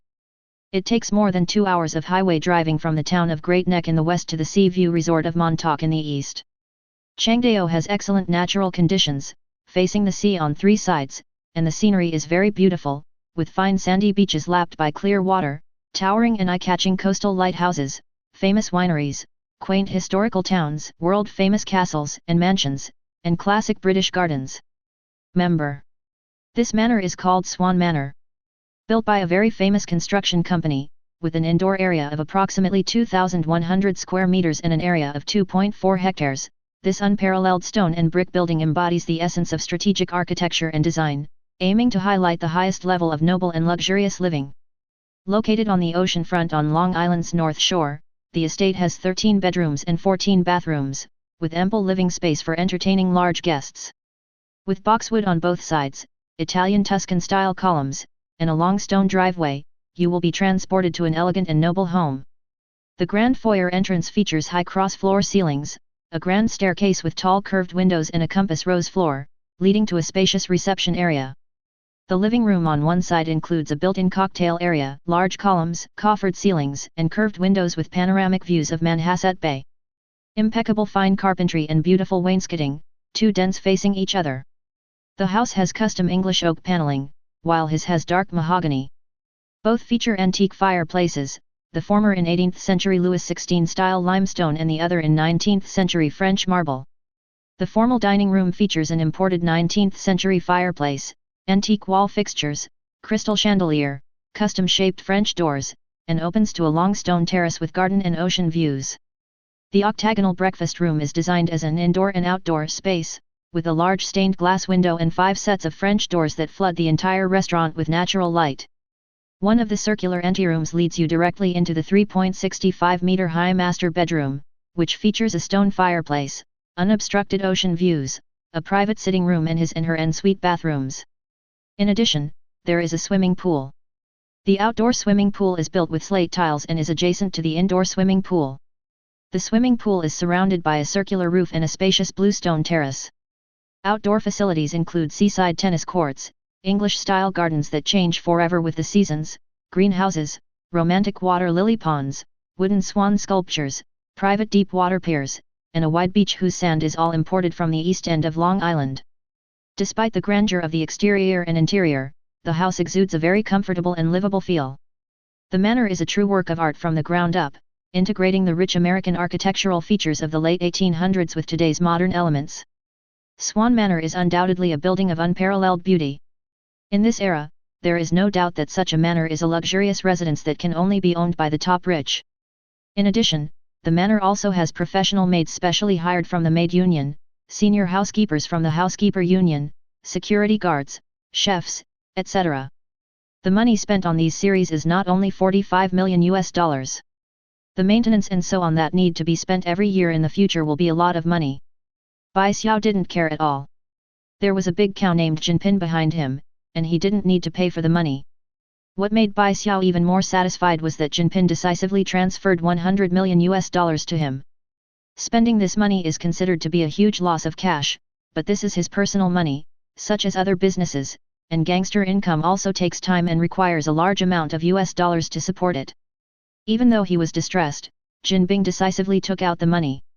The manor was bought in the name of Bai Xiao, so there was no need to sign any transfer agreement. Until last night, Jinping had not come to see Bai Xiao. He was also afraid of seeing Bai Xiao's heart twitching. How much money had been accumulated over the years, and he had made $160 million in one fell swoop, and his wallet was shrinking. Day and a half. Fortunately, I got Bai Xiao's promise in exchange. There should be no shortage of money in recent years. After all, there are no other unnecessary expenses, so the next time I think about gold and this piggy bank may be a few years away. Jin Bin was not happy about this. He always felt that no matter how hard he struggled, he had to be in the shadow of Bai Xiao.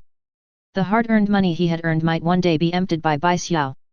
It's sad to think about it, because he didn't want to live a miserable life, so he embarked on this path. He took over the role of a gangster and became an entrepreneur, but he didn't expect to have to live in pain. So, didn't he become a gangster for nothing? If it were in the past, Jin Pang would definitely not be willing to give in. He might not dare to resist openly, but secretly he would definitely try his best to either kill Bai Xiao, find a way to escape, or simply stop everyone from living. Even if you die, you have to have a backup. It's different now. Jin Bin has his own wife, children, and a happy family. He even had the idea of retiring before. It is conceivable that the gentle countryside has corroded his heroic heart. For a mysterious and powerful person like Bai Xiao, Jin Bin would not think about or do such a risky thing. You can work honestly. Think about it, except for the butcher above him, below him he is still the king of Hell's Kitchen, the underworld leader who makes countless people fear him. Jin Bin could only comfort himself in this way, but he also aroused another violent mentality. I was bleeding heavily for no reason, and he had to find a way to get the money back. With the help of his right-hand man James Wesley on the business side, he decided to start with other gangs. He wanted to seize more territory and do more business. Anyway, Bai Xiao promised him that whatever he did, the other gang would not care. Definitely what organ, human trafficking industry is not touched by money. Jin Bin still had a firm hand. Even if Bai Xiao didn't warn him, he was still afraid that one day the other party would suddenly catch him doing this business and kill him impulsively. What should he do? Who knows what the kid in this grade thinks? The kid in adolescence also thinks about it all the time. Scared Jin Bin felt that since he wanted to be safe, he might as well stay safe to the end. Anyway, these two industries did not account for the majority of the income he brought to him, so it was unnecessary to pay back. Bai Xiao didn't know Jin Bing's thoughts. If he had known, he would have lamented that Jin Pang had changed and was no longer the underworld emperor he knew. He also thought about the relationship with the other party's wife Vanessa and son. This is okay, it saved his family on the side. Kingpin is the leader of one of the largest gangs in the underworld. When he steps on this road, he is destined not to show any cowardice. If he wants to live a normal life, then it is sending a signal to the outside world. He became weak and turned from a majestic lion into a sick cat. A majestic male lion will make other male lions who are eyeing his territory afraid to act rashly, but if it is just a sick cat, then what is waiting is a greedy and restrained lion surrounded by 10. They are broken. If Kingpin is still the same lion, or even becomes more ferocious, greedy, and violent, with his ability and character, he will only make other gang forces dormant, fearful, or destroyed. It means spending money to change your life. Bai Xiao was not sure whether Defiant had truly changed his life, but he had a hunch that Kingpin would be more terrifying than he realized, even without Bullseye. This premonition is not strong, but Bai Xiao is vaguely aware that this may be one of the abilities derived from him becoming stronger. After all, Heavenly Father basically has this skill of predicting the future. Even people who are not Heavenly Father have it, so there is no reason why he doesn't have it. If it goes as he predicted, might it not be the street heroes like Daredevil, the Defenders, and Spider-Man who are unlucky? A scam in disguise. Bai Xiao had a dark thought. He was quite looking forward to the defeat of those street heroes. That must be very interesting. With the addition of another manner, Bai Xiao naturally moved, Li Wangzhao, into it. Although his current requirements for the quality of life and environment are not too high, since he has it, he can definitely enjoy it with peace of mind. This is his hard work. The result of struggle. Hard work will never disappoint, which strengthens Bai Xiao's pursuit of becoming stronger. As for the apartment in Queens, it has been put on hold for the time being, but he commissioned a service company and signed a contract. The one-year contract allows him to go to the apartment to clean and tidy up once a week. Life in the manor is very luxurious and can only be described as enjoyment. The only drawback is still the lack of a hostess. In addition, he also gave spiritual hints to other people in the manor. After all, there was such a large and bright Blackbird fighter jet parked on the lawn of the manor, anyone who was not blind could see it. Also to avoid unnecessary trouble, he stayed at the manor until Christmas. Christmas is the most traditional day in the United States. Bai Xiao did not have the concept of Christmas, so naturally he had no idea about Christmas. Have requests. He was wearing a white sweater, drinking hot coffee and sitting on a chair in the pavilion by the pond in the manor. There was a laptop on the table in front of him, and he was flipping through something. The internet is a good thing. You can find a lot of unknown news from all over the world on it. Many people like to share a lot of daily or incredible things on social media, that is, blogs.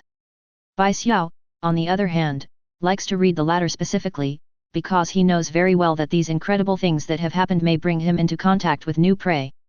It's just that many of them are fabricated or just misunderstandings.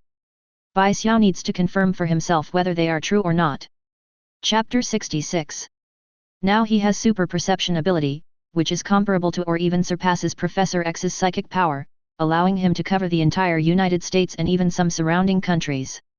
He will not explore other people's memories and privacy, but he can locate and detect whether there is any unusual power in the place. During the days he stayed at the manor, he screened some, but the results were not good and he returned without success. Bai Xiao is not discouraged. He really cannot return to the path of a vampire hunter. Anyway, there are a lot of vampires in the United States. His vampire experience has been reduced a lot for him now, but the number is enough. During this period of time, he mainly wanted to relax and rest. The more important reason is that he set his sights on a higher level life form than a vampire, the devil. Are there demons on the earth? There definitely are. The Ancient One signed a contract with the Lord of Hell Mephisto. The magicians of the Magician Holy Place will also monitor the earth and secretly deal with those creatures from other dimensions that appear on the earth. However, there will still be demons under strict surveillance. Loopholes. Demons will smuggle themselves to the earth in various ways, including seeking death on earth. Many people will look for black magic 463 in some records out of yearning or curiosity, and want to try to see if they can really summon demons by summoning magic. This also happened to give the devils a chance. Even if the devil cannot come in person, he can still build a bridge through these summoning magics, separate his consciousness or power to come, occupy the human body and capture the souls of these dead men through hunting. The human soul is nothing more than a delicious meal to the demons, completely belonging to the food chain. The stowaway demons will lie low and make trouble quietly to avoid being noticed by the magicians of the Magician Holy Place. Its hidden ability is also a specialty of demons. This is ability, and it is also a direction of evolution over countless years. These demons are also the new targets Bai Xiao is looking for. The main reason is that there are a lot of vampires in the world, and they are renewable resources, but they have already reached the peak increase. He took action and wanted to refresh it again, but he would have to wait. Therefore, demons, new monsters with a high enough life level and an astonishing number, are Bai Xiao's favorite. While Bai Xiao was patiently browsing, suddenly 5 students' selfies and text descriptions aroused his interest. These students were 3 boys and 1 girl. These students planned to go to a cabin called Buckner tomorrow for a vacation. But this is not the point. The point is that when he saw these 5 students and this description, a picture suddenly flashed in his mind. A huge arm flowing with lava penetrated a hut and slammed to the ground from deep underground. Several other scenes flashed, showing 5 students being chased by a group of monsters. An altar was surrounded by 5 stones, with 5 male and female humanoid patterns carved on them. There was also a man in a women's suit who was talking to 2 of the students.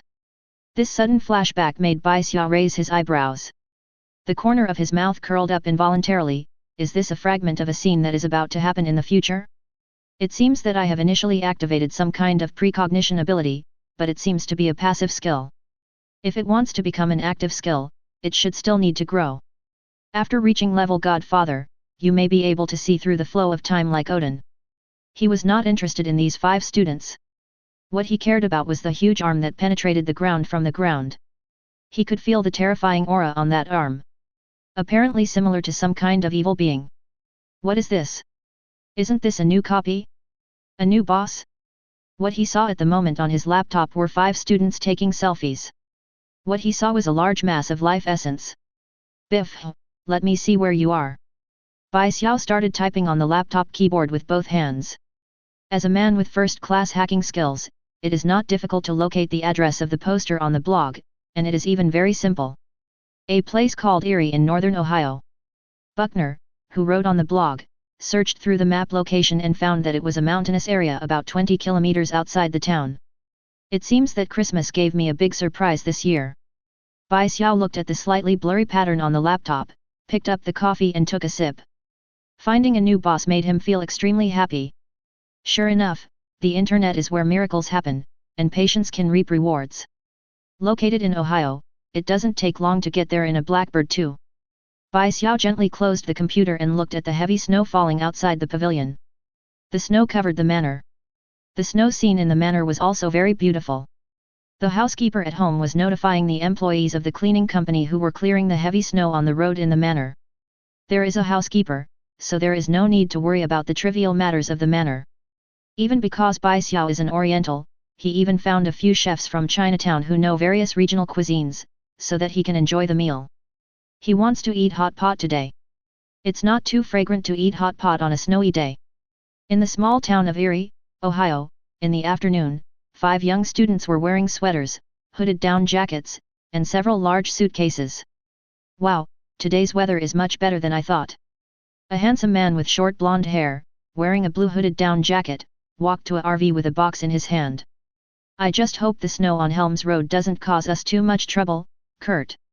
The beautiful blonde girl next to her rolled her eyes and said something, then walked around the suitcase and walked up to Fang Junha. Don't worry, my dear Julie, I had thought of it a long time ago, so I specially put on snow tires. The blonde man said with a smile, and followed closely behind. The other 3 students looked at each other and then got into the RV. The RV is very spacious, with enough space inside to accommodate 5 students and looks very spacious. Everyone chatted happily, and their youthful energy made them cheer and chatter in the car. The further we drove, the closer we got to the mountains, the more splendid the snow scenery became, and the surrounding area was completely white. However, surprisingly, the road did not cause any trouble due to the snow, as if someone had specially cleaned it. Chapter 67. Although everyone was a little surprised, they didn't think too much. After all, someone might have gone up the mountain to clean it up. They had a premonition that the originally troublesome snow road had been cleared, which made everyone feel that this might be a good omen, so they felt more cheerful and drove all the way. Due to the geographical location of the mountains, they needed to go up the mountain. On the way up the mountain, passing by a gas station. This made a few people even happier. The boss of the gas station seemed a little weird and said some weird words, but it still didn't affect the good mood of the 5 people. After filling up the tank, we set foot on the Helmsman's Road. We also encountered a very high cliff cave. We climbed all the way to the top of the mountain on the cliff edge. The RV stopped in front of a cabin in the woods on the top of the mountain. Come down. Woohoo! Kurt opened the car door, looked at the snow-covered cabin in the forest, and couldn't help but roared with excitement. The rest of the people also got out of the car and nodded with satisfaction. The hut didn't seem big, but the surrounding environment was very good. The mountains and forests were covered with heavy snow. They also went to find a large lake in the distance. The snow scene in winter always makes people feel excited. Everyone even laughed and had a snowball fight for this reason. After playing around for a while, they answered the RV, took down the suitcases, tool boxes, and other things and put them in the cabin. Kurt looked at the interior of the house. Although it was not very clean, it had a retro sense of the times, but it looked like it should be cleaned regularly. Kit's cousin introduced the exclusive cabin here, saying that people would come here every year. Vacation here. It is for this reason that the place does not look particularly deserted. Kurt took the initiative and said, "Okay, we have to clear the surrounding snow first, and the heavy snow on the roof also needs to be removed. Holden and I will find a ladder to go up to the roof to clear the snow. You go cut down some trees around and collect some firewood. Light up the fireplace, I don't want to wait until the night cools down to pile into the RV." The task assigned by Kurt made no sense to everyone, so they immediately started to take action. Since the tool belts, telescopic ladders, axes, and saws were all available, the matter was solved quickly. It took about 20 minutes in total. By the time Kurt came down from the roof, firewood had been lit in the fireplace, the warmth dispelling the coldness in the room, and a kettle was placed on the stove in the center of the living room to make a cup of coffee. There is still light snow written outside, and there is a fireplace inside, boiling water and making coffee. Everyone moved the sofa over, gathered around the stove, and sat on the sofa with hot coffee. They took off their down jackets and only wore sweaters. Everyone was still chatting happily. However, Kurt and others didn't know. Just 1,000 meters away from the hut, a group of people also wearing down jackets were silently watching the hut. Let our people block the way back and not allow anyone to enter or exit. Tonight is the time to prepare for the summoning ceremony. The leading woman, wearing a down jacket and a down hat, stared at the cabin in front and said softly, while the people behind her nodded. Yes. After saying that, they immediately dispersed. The great day was coming and they needed to make up for all the loopholes. Don't blame me, children, your sacrifices will create a greater future, and the world will change because of you. The woman said softly and differently, excitement and expectation flashed in her eyes. It seemed that she thought that when the great ancient god came tonight, she would gain eternal life and power that humans could not imagine. She had been waiting for this day for a long time. But before she could calm down her excitement, a strange voice suddenly sounded in her ears. A good idea, but maybe your expectations will be disappointed. This is a very young male voice, clean and hearty, like sunshine. Even if you don't see the owner of the voice, you can't help but feel good about it. But in her ears, it exploded like thunder, making her body tremble involuntarily. At this time, a stranger suddenly came behind her, which caught her off guard and she didn't expect it at all. She was shocked and angry and wanted to turn around, but then something happened that shocked her even more. She suddenly felt as if her body was not under her control, and she just stood there blankly. No matter how hard she tried, she couldn't even move a finger. You, the woman wanted to speak. The mysterious and unfamiliar man spoke again. Wow, the ancient god Sargeras, the Titan Church, summoning rituals, sacrifices, do you still need sacrifices? Is it so troublesome? Is there a rough and easy way? Do you still need to wait until night to light up the summoning magic with blood and soul? The person who came was none other than Xiao.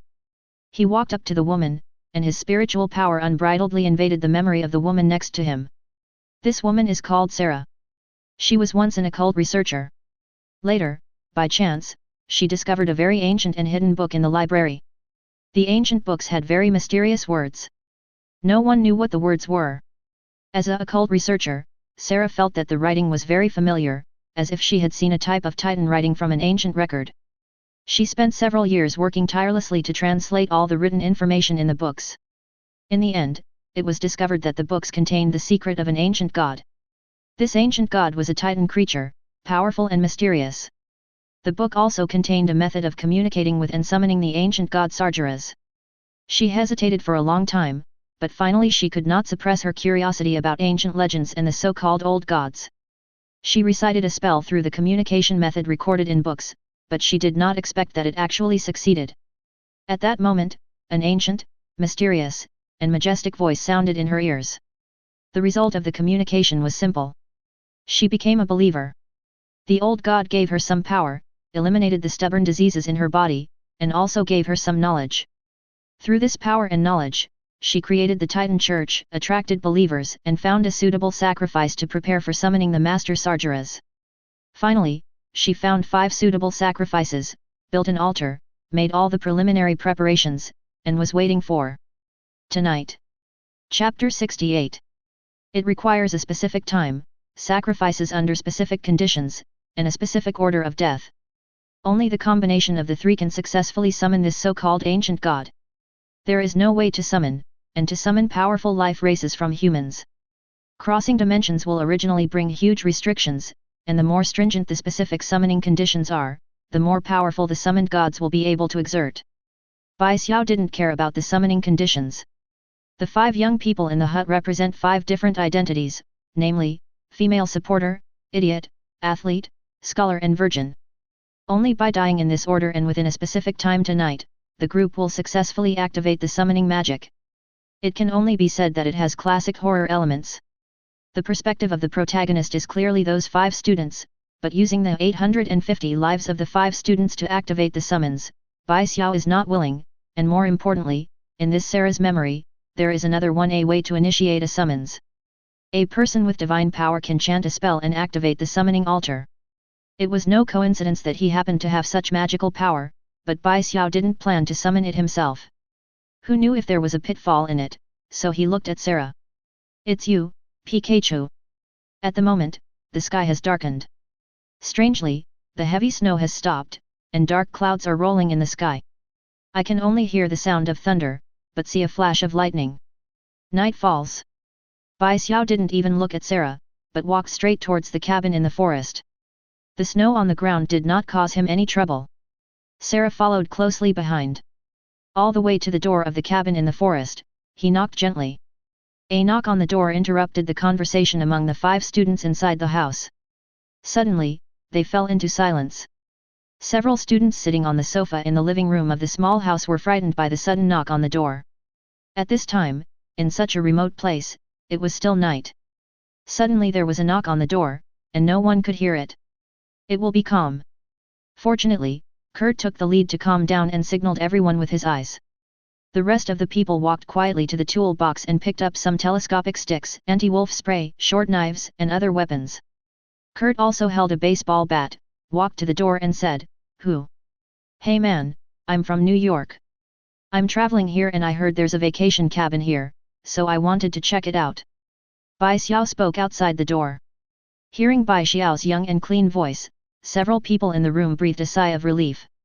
Holden, who was by the window, glanced at Bai Xiao standing outside the door. He had no weapons in his hands and was wearing a clean down jacket. He faced Kurt, nodded. Kurt then opened the door. "I saw Bai Xiao wearing a white down jacket." Bai Xiao took off his hat, revealing his youthful face.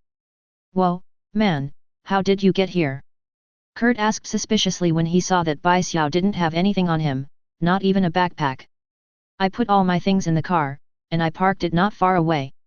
I saw the light in the cabin, so I came to take a look." "Okay, come in, the temperature outside is very low." Kurt and the other 4 students looked at each other, and then extended an invitation to Bai Xiao. He was unarmed, Asian, and very handsome. This series of characteristics was enough to make Bai Xiao the students put down their guard. In the eyes of Americans today, mainly Asians, the threat is very low. If it is a strong black stranger, then you have to weigh it. "Thanks." Bai Xiao smiled heartily and walked in without hesitation. Before Kurt closed the door, he glanced outside and didn't find anyone strange. Everyone warmly invited Bai Xiao to sit down. Bai Xiao was also the first to introduce himself, "John." "Xiao, you can call me Xiao." "Kurt." "Dina." "Holden." "Julie." "Martin." 5 students also reported their names. They are all young people, and all 5 have pretty good personalities. They are especially curious about Bai Xiao's experience. After all, a young Asian living in New York, but coming to Ohio alone on the 2nd day of Christmas, to a resort village, this is not an ordinary person.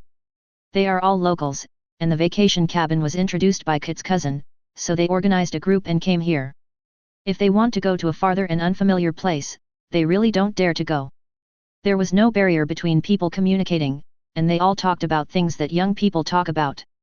Bai Xiao has read a lot of things on the internet, and has a good memory, so he knows a lot.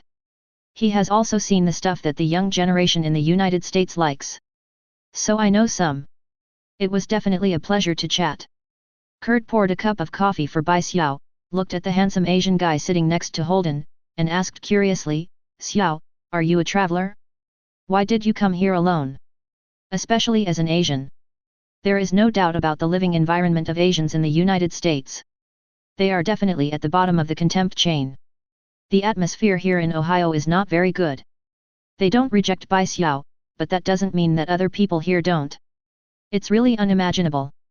How did this handsome Asian guy have the guts to travel alone? Bai Xiao looked at the 5 students who looked at him curiously, and heard the exchanges between Sarah and other believers 1,000 meters outside the house. The underground altar was ready, and he no longer concealed his purpose. "You are very lucky. I saw your selfies and descriptions on your blog, so I came here to find you." "Walt." Kurt and the other 5 looked shocked. This sentence never occurred to them, and what does good luck mean?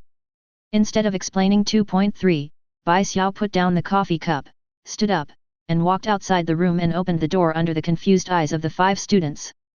Sarah walked in with a dull look on her face. Kurt and the other 5 people immediately frowned and stood up, just when they were about to ask. Bai Xiao looked at the 5 people, "Get dressed and leave this room." There was an unquestionable meaning in the tone.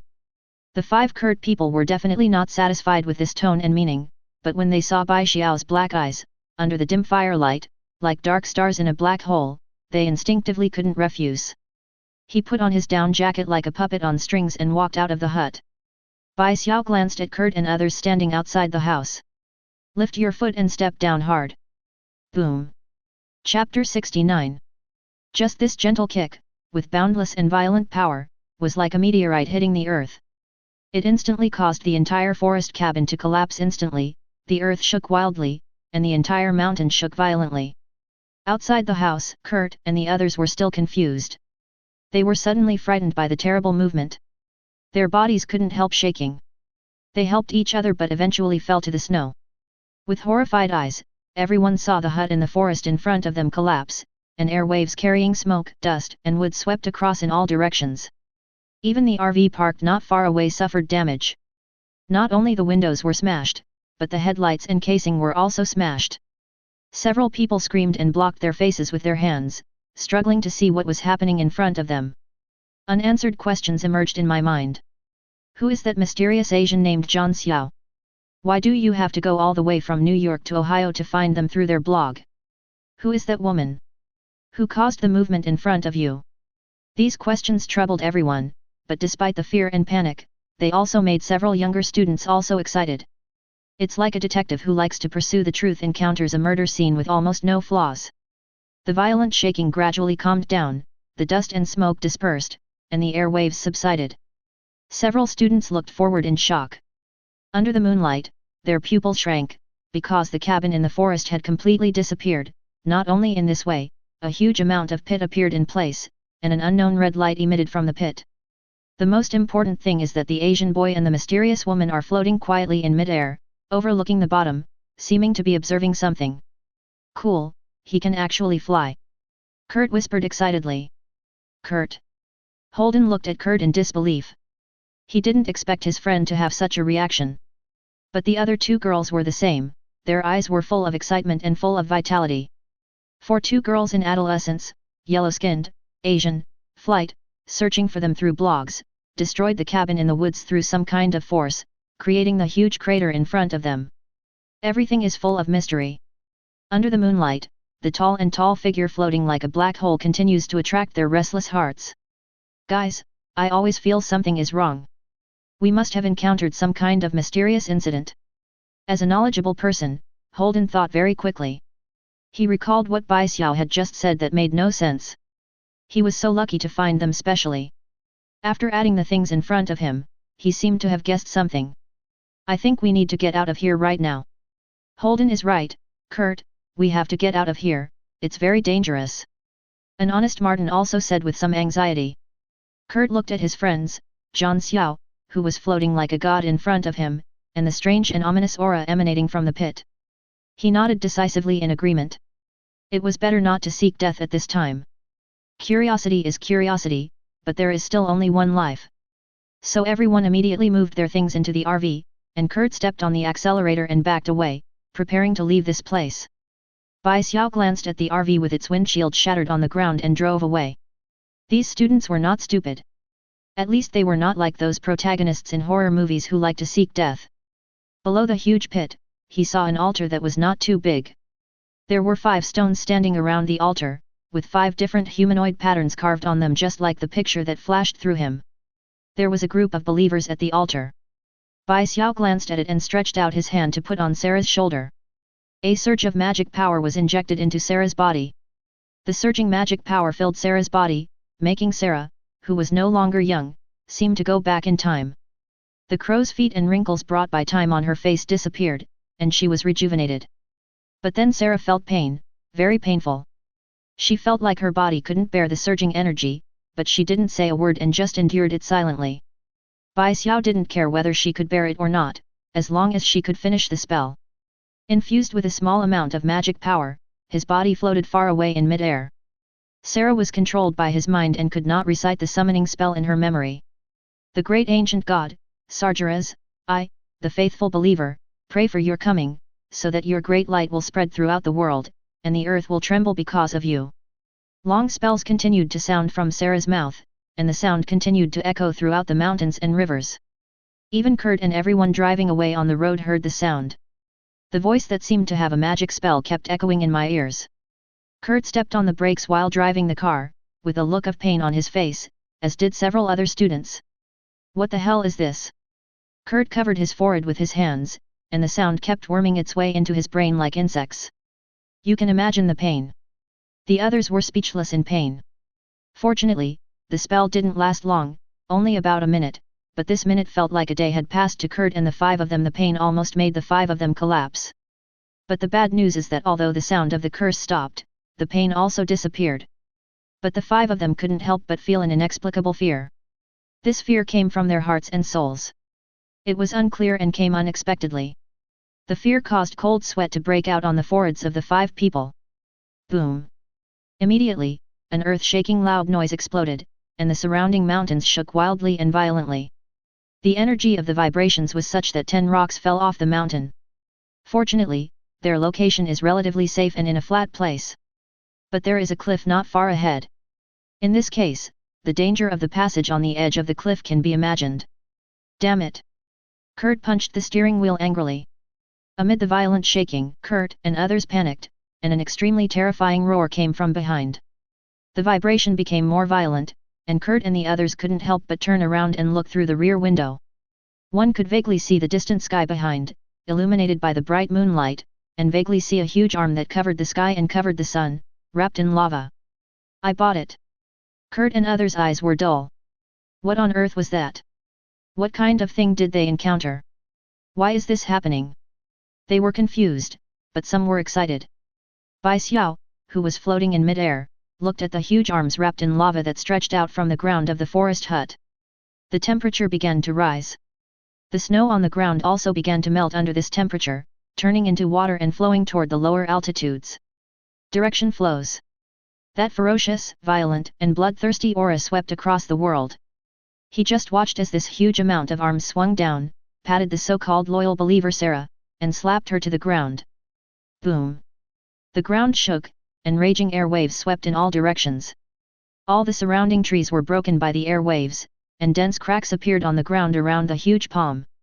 Grasping the ground, a terrifying and tall figure slowly climbed up from the ground, pushed away the soil on the surface, and gradually stood up straight.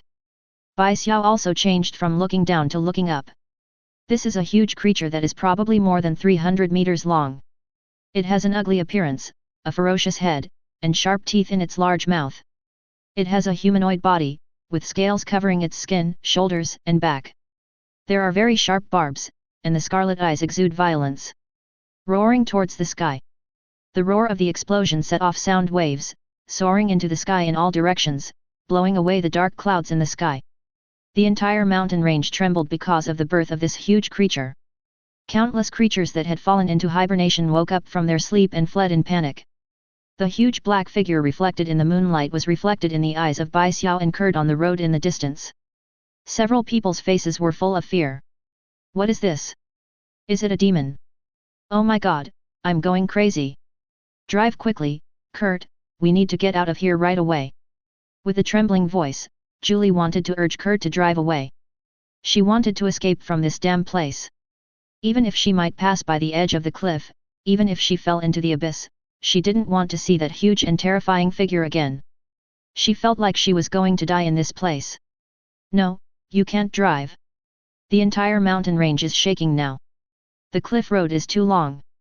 Once we encounter a mountain torn on the road, we will be dead. Martin, a curly-haired man, immediately spoke to stop him. He was the only one present. Someone who barely has enough sense. He knew that going back in this situation would definitely result in death. Martin is right. We can't go back. The mountain structure there is too brittle and can easily disintegrate. We must calm down. Holden said in agreement as he calmed down his fear. Look, what is that? Suddenly Julie ran to the back of the car and shouted through the rear window. The others immediately followed and saw a golden light blooming in front of the terrifying black giant, as gentle and dazzling as the sun. Golden ripples rolled and rippled, covering the sky and the earth. This also lit up the night sky, allowing the 5 people to clearly see the ferocious appearance of the giant's body. That's Xiao. Kurt picked up the binoculars and looked over, and said in surprise. Walter. Over there, the golden flowing magic rippled around by Xiao. The breeze blew by. He opened the opening of his down jacket and took it off. He grabbed the down jacket with one hand, revealing a black shirt, jeans, and sneakers. Under the dark night, he looked like a prince under the moonlight. The down jacket in my hands swayed in the wind. Facing the towering giant, Xiao raised his head slightly with satisfaction in his eyes. What a big monster! With such a large body type 430, the pressure and aura far exceed that of the blood god, which is enough to prove the gold content of this ancient god. Another good harvest day. Xiao was very confident. When he saw the birth of this ancient god for the first time, he knew that the other party was powerful enough, but compared to himself, there was still a long way to go. Human, who are you? I don't feel the breath from other worlds from you. Xiao stared at the ancient god Sargeras, and Sargeras also noticed Xiao. After all, no one would ignore such a large luminous source. The most important thing is that he felt the danger, and he actually came from a danger is felt in the small human body. This was originally a very incredible thing for Sargeras. He comes from the ancient times, and has also seen some ancient humans with powerful power in the ancient times. Those humans who fought against the gods have a collective name, heroes. But countless years have passed, the gods either died or left, and those ancient human heroes also died of old age. The earth rarely gives birth to strong people. Unexpectedly, he was actually summoned and met a strong human being. How could he not make Sargeras confused? And Sargeras always felt that the human being in front of him was very strange, so strange that he couldn't tell where the sense of dissonance came from. So he was curious. Facing the huge amounts of doubts about the ancient god Sargeras, Xiao whistled. I'm not interested in answering your questions. Now, let's play a game. A game called Life and Death. Bang! The explosive energy exploded, and Xiao's figure disappeared instantly. A ring of air exploded in his original position, and his whole body was like a sharp sword cutting through the air and heading straight towards the huge ancient god Sargeras. Head. The latter lived up to the name of the ancient god. Facing the oncoming Xiao, his reaction was extremely quick. Raising one hand and making a fist, he aimed at Xiao like a mountain and hit him. In an instant, two fists of completely different file sizes collided. Time seemed to be frozen at this moment, but it was only for 1 second. The next second, with the two fists as the center, terrifying energy burst out. This energy was like thunder exploding, raging. The ripples rippled, and the entire mountain range suddenly cracked, with 10 large cracks opening around the ancient god's feet. When a natural disaster strikes, the energy ripples generated by the collision between the ancient gods and Xiao sweep across like a torrent. Chapter 70. The sky seemed to have cracked because of this collision. The mountains were broken, and the raging trees were swept away by the air waves and destroyed everything. Huge amounts of cracks appeared densely on the mountain. Turbulence and destruction were the themes of this moment. Disaster, this is a disaster more terrible than natural disasters.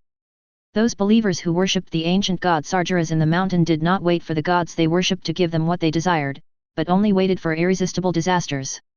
They died, all of them died here. They are just ordinary humans, how can they survive in the battle between two life forms of the same level as gods? One breath, and they will be wiped out. In addition to them, there are definitely a few other people, officially Kit's 5 students, although they have fled a long distance, they are still within the range of this mountain range, and the aftermath still spreads to them. There are cracks on the surface of the road mountain, and the largest one even spreads towards the RV where they are. Once the bottomless crack spreads, Kurt and the other 5 people will fall into the abyss along with the RV, and there will be no body left. Martin was the first to discover this. He shouted frantically and pulled his companions to escape from the RV quickly. Run! Martin may look like an honest curly-haired man, but he is actually very fit. He was the first to open the door of the RV and jump down. The other 4 people who were almost scared to death also staggered and fled quickly. Among them, Julie almost fell down because of being too anxious. Fortunately, the sharp-eyed Kurt grabbed Julie and escaped from the RV. They took a step and staggered towards one of the open and uncracked open spaces in the violent vibration. But the area involved in the Battle of Gods does not allow any mortal to set foot on it. Those who set foot on it will only die. The mountain was shaking violently. Kurt and the others were still trying to stabilize their bodies. They watched the RV being swallowed by the huge crack and fell into the abyss. They had no time to rejoice. The fate of death finally spread to them. In the desperate eyes of Kurt and others, the ground where they were located cracked again, and the extent of the crack was unimaginable. The dense cracks made this area completely shattered and collapsed.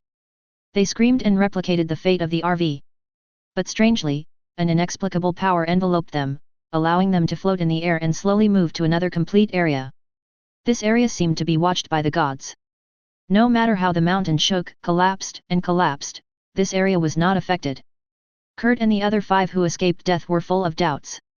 They suppressed their fear and heard a gentle voice in their ears. Have a good sleep and cherish the hard-won future. The world was turned upside down and chaotic. They seemed to have come to a gorgeous passage.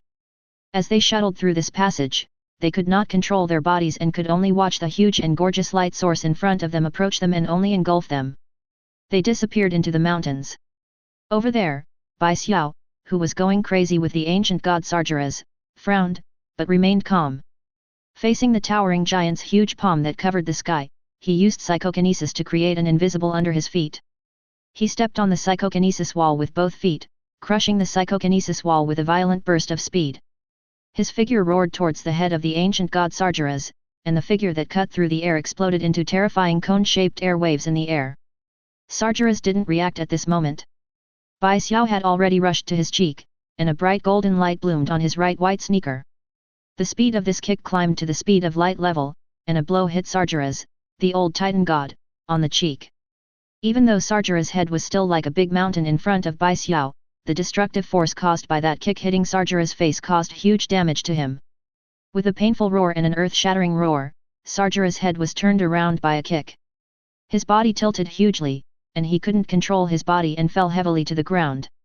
A huge thing with a height of more than 300 meters fell down, changing the terrain of the mountains in an instant. Part of the entire mountain range was smashed through, creating huge amounts of dents and sending up clouds of dust and smoke. Xiao floated in the air, raising his arms high. Dozens of kilometers away, a silver cross sword whizzed through the sky and among the clouds, and finally fell into his hands. Here, the destructive power of Xiao's kick is powerful enough, and it can even easily rewrite the terrain within a radius of more than 10 miles. However, Sargeras is an ancient god after all, the Titan evil god. His life level is astonishingly high. This kick cannot let him fatal, he has completely recovered from self-healing in a few breaths. He roared angrily, and just as he was about to get up, a dazzling golden beam of light fell from the sky and hit Sargeras hard on the head. Boom! The terrifying force hit Sargeras' head and shook it again, setting off thousands of feet of dust and smoke, which rolled in all directions like a sandstorm. Before this was over, Sargeras once again felt his body being lifted up by a huge force, and then his huge body was thrown into the sky and dragged by that unrivaled force. On the ground below, in a pit within a few kilometers, Xiao stood, looking up at Sargeras, who was given the money, who was thrown into the sky by himself. His left hand was wrapped with golden flowing fireworks. It was obvious that this move made him use his strange strength. It's really hard, but I don't have time to play with you now. He saw an invisible air current surging, and a strong wind blew by, blowing his broken hair and dancing wildly. He held the cross sword tightly in both hands and raised it high above his head. The dazzling golden stars appeared in the sky, like billions of golden stars flowing. They gathered at the raised cross sword. Compress, compress, compress. The continuously compressed magic power in the body poured into the sword body, causing the cross sword body to spurt out golden holy light. Around him, the air began to distort due to the terrifying pressure, the magnetic field fell into chaos, and gravel on the ground within a few hundred meters began to float around him uncontrollably. Chapter 71. When reaching a critical point, the air collapsed in the direction of Xiao, and Xiao's eyes burned with golden flames, and he aimed hard at the ancient god Sargeras in the sky and struck it down. Boom! In an instant, the ground shattered, the turbulent airflow rolled back, and the deep pit with a diameter of several thousand meters was once again dented. The rolling waves rolled up the surrounding land, and all the floating gravel was squeezed into powder. A dazzling torrent of golden energy sprayed from the sword body, pointing directly at the ancient god Sargeras in the sky. The latter felt the oppression. He roared and turned over, his whole body burning with surging green energy. Huge amounts of palms were blocked in front of him. The torrent was very fast as light. The majestic golden torrent completely swallowed up the ancient god Sargeras. The golden torrent bloomed with bright light and dispersed the sky. Explosive air waves swept across the sky. The sky was illuminated, the dark clouds were heated, the high-temperature energy evaporated, and the air was distorted visibly to the naked eye. In the torrent, a figure of huge amounts could be vaguely seen roaring and struggling in it. The green light and shadow flashed away, and then was crushed by gold. The so-called ancient god Sargeras, the Titan's life, was finally submerged in the golden torrent under this irresistible force and disappeared into ashes. The 327 rippling air waves spread for dozens of kilometers, and the sudden dazzling light like the rising sun turned the world into day. It lasted for a long time before it was slowly rendered dark again. After everything calmed down, all that was left was devastation. The surrounding pristine and natural mountains were broken into pieces. Deep pits as large as file size and as small seemed to have been baptized by missiles. Many mountain tops were affected by the aftermath of the air wave and had a layer shaved off. Countless broken wood, piles of rocks, and lakes were evaporated. There are countless cracks in the center area, both large and small. The originally elegant and natural mountain environment has been completely rewritten. Even if someone wants to develop this area, they probably won't be able to build a complete road. Maybe it can only be seen from a bird's eye view, and you can see a bit of broken beauty. Xiao held the cross sword and stood in the huge pit. He watched helplessly as the life essence, which was richer than the blood god, sank into his body. In an instant, the process of stepping into metamorphosis was shortened by 10 seconds. About 1/3. He could initially feel the wonders and all-round strengthening of the level of life as it entered a new stage. Not to mention the all-round strengthening, the world in front of him seemed to have changed a little, becoming more sensitive and seeing things that many people could not see. Xiao did not delve into this for the time being, because he was going to meet an important person next, a person who had appeared when he fought Sargeras. The figure slowly floated up and flew towards the southwest. After a while, he saw a slightly intact mountain cliff and the person who was looking up at him. The moment he saw the man, he immediately confirmed his thoughts. The body slowly floated down and landed in front of this person. "This is our first meeting. Nice to meet you, Mr. Xiao. My name is Ancient One and I am a magician." The gentle female voice has an indescribable magnetism, like a clear spring, like a wise man who makes people feel at ease. This is a woman, still bald, wearing a yellow magician robe, holding a folding fan in her hand, and a necklace inlaid with green gems hanging around her neck. "Ancient One magician?" "Sure enough, I noticed changes in the entire space before. It seems that this is all the preparations made by the Ancient One magician." Xiao raised his eyebrows. "The old Titan god Sargeras has a very high status, and the battle with you will result in the death of a large number of innocent people if this space is not sealed." Ancient One admitted this frankly, "So I need to spend a little bit. This little trick is simply amazing to me." Xiao glanced at it. If he hadn't noticed it before, he was keenly aware of it after killing the old god Sargeras.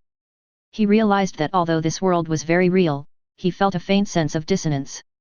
It's as if he shouldn't be in this place, and from a deeper perspective, there is a strange energy fluctuation that creates a very huge space. Xiao is sure that these 10 steps are the mirror space magic of magic. Create a different space that is completely isolated from reality. In this space, everything in the real world can be observed, but people in the real world cannot be harmed and can see the mirror space. And in this world, spellcasters can completely build the space they want. Very powerful magic. When a magician of the Ancient One's level is used, it is even less likely to be noticed. At this point, Xiao felt that his previous idea was indeed right. Although the bald female in front of him looked thin and weak, she also liked to fight in close combat with others. For this reason, she was personally killed by her good apprentice. Death, the level of life is far inferior to one's own. But under this thin appearance, there is an extremely terrifying soul hidden.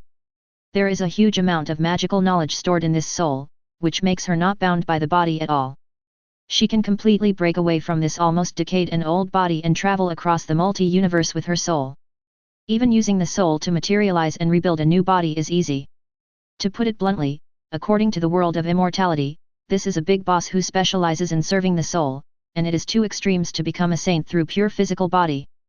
Xiao has now made a little comparison between him and Ancient One. Judging from his super brain analysis, he can flutter twice and then be beaten to death by Ancient One's magic. As for being killed by the apprentice in close combat and then falling to death, this is something that the pure fool strange in the early stage could believe. It was purely a lie that this tool man didn't know enough about magic. It is estimated that after he became one of the strongest magicians in the 9 realms in the middle and late stages, he would be able to guess that the Ancient One must have faked his death to escape. Leave the responsibility to Strange. Unable to defeat him, Bai Xiao decisively restrained some unrealistic ideas and pretended to be tough. You have a very keen sense, Mr. Bai Xiao. It seems that you have a preliminary understanding of the world. Chapter 72. Ancient One Magician, you seem to know me very well. I've been watching you. Observe me. After a few words, Bai Xiao immediately analyzed that Ancient One was just as he had expected and guessed before. He must have known that he was the source of changing the future historical timeline, and had been secretly observing him, but he definitely didn't know that he changed his soul and returned it to a person. If he knew, Ancient One might not have this attitude. To be on the safe side, Bai Xiao still pretended to be calm and continued to communicate and analyze useful information from the female bald man's words. Yes, I am a magician. I lead a magician organization and have been silently guarding this world from invasions from other worlds, so I also have some abilities that ordinary people cannot imagine. Ancient One nodded, his voice was very gentle. Anamaiki came very patiently to Bai Xiao's confusion. Just a year ago, I was facing an enemy from another world. It took me a long time to fight and expel it, but during this time, I felt some very wonderful changes. I just couldn't get away. I waited until I expelled that enemy and then I found you. The Ancient One magician looked at Bai Xiao. She was not tall, but she was still about 1.7 meters tall. She was half a head shorter than Bai Xiao, so her angle of view was slightly raised, but Bai Xiao did not feel that there was any difference. A sense of looking down. On the contrary, the other person is the one standing in a bird's eye view. Ancient One saw Bai Xiao listening patiently, with a smile on her lips, and continued to talk unhurriedly. I have observed a paranoid and radical you, extremely rational, but full of revenge. Flame. But the flames of revenge did not devour your heart. On the contrary, your kindness made you give up the path of stepping into the abyss, which makes me very happy. Bai Xiao frowned and said nothing, but analyzed word for word in his heart. Sure enough, the other party discovered the changes in history from the beginning, but because he was held back by someone, he could be held back for such a long time. It was probably not Dormammu, but a being of Dormammu's level. When the other party is free to observe him, it should be during the period when he has finished killing the vampires or killed the blood god. His life level has experienced metamorphosis again and again, and his soul has already metamorphosis to an unimaginable level. What's more, he has focused on developing spiritual power and building a spiritual defense line. The Ancient One has the ability to see through people's souls and read memories, but to read the memory without being noticed by Bai Xiao. It's simply not possible. At that time, Bai Xiao was also a person, and Bai Xiao's original identity was very solid, a proper native, and his soul and body were completely consistent. Unless the Ancient One read his memory, he would not be able to see through it at all. At most, they are curious and doubtful about his growth rate. It was really too fast and too perverted, and Bai Xiao felt that this meeting would take a long time. Ancient One was so anxious to see him, probably because he grew up too fast. This time, he discovered the ancient evil god Sa by coincidence. Glass, fighting with the other party made too much noise, so he happened to go with the flow and just come to see him. It also completely revealed the most real side of the world to him.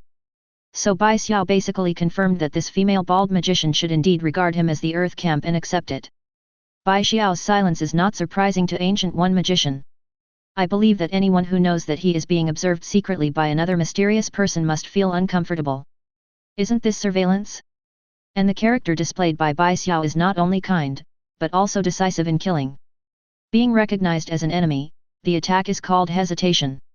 This world is bigger and more complicated than you think, Xiao. I think through this time, you should have discovered it.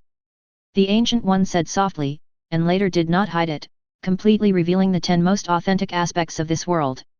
What multi-universe, what hell, heaven, what alien civilizations, what powerful people from other dimensions are coveting this world, Camartage, Asgard, etc. have all said goodbye to Bai Xiao. Although Bai Xiao has long ago clearly, there was no expression on the surface, but there was shock in his eyes. It can only be said to be an Oscar-winning performance. As expected, Ancient One did not see the clues.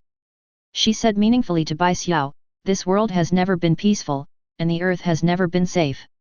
The other side that humans cannot imagine is endless crises.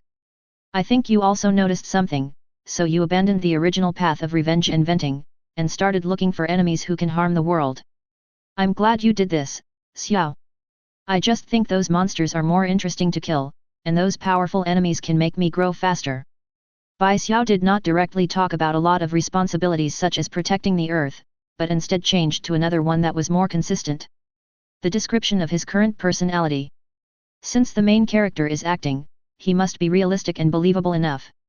Superbrain sincerely does not bully him. Just as he thought, Ancient One was not angry at Bai Xiao's arrogant remarks, but actually laughed. Through these observations over time, coupled with the original experience, Ancient One basically confirmed that Bai Xiao is a local, and there is no possibility of possessing others' body from other worlds. Ancient One still has this confidence. After all, at her level, any discrepancy would not be hidden from her eyes. More importantly, everything the Asian boy did during this period was completely in line with his character. When he was weak at first, after his parents died, he was bullied in various ways because of his skin color. After metamorphosis, he embarked on the road of revenge. He killed everyone who had bullied him. This was not enough. The flame of revenge did not exist. Instead of dissipating, he became even stronger, hating the gangsters he had blamed for his mother's death. He believed that gangsters were a cancer, so he massacred them like crazy, earning him the name of the butcher. But those innocent people may be enough to prove that there is still kindness deep in his heart. After gradually growing up, he discovered the vampire race, so he abandoned his original idea and believed that vampires were more harmful. The kindness and responsibility deep inside made him start hunting vampires without hesitation. I definitely saw another personality trait of Bai Xiao from hunting the blood god and the old god Sargeras, which is warlike. Chapter 73.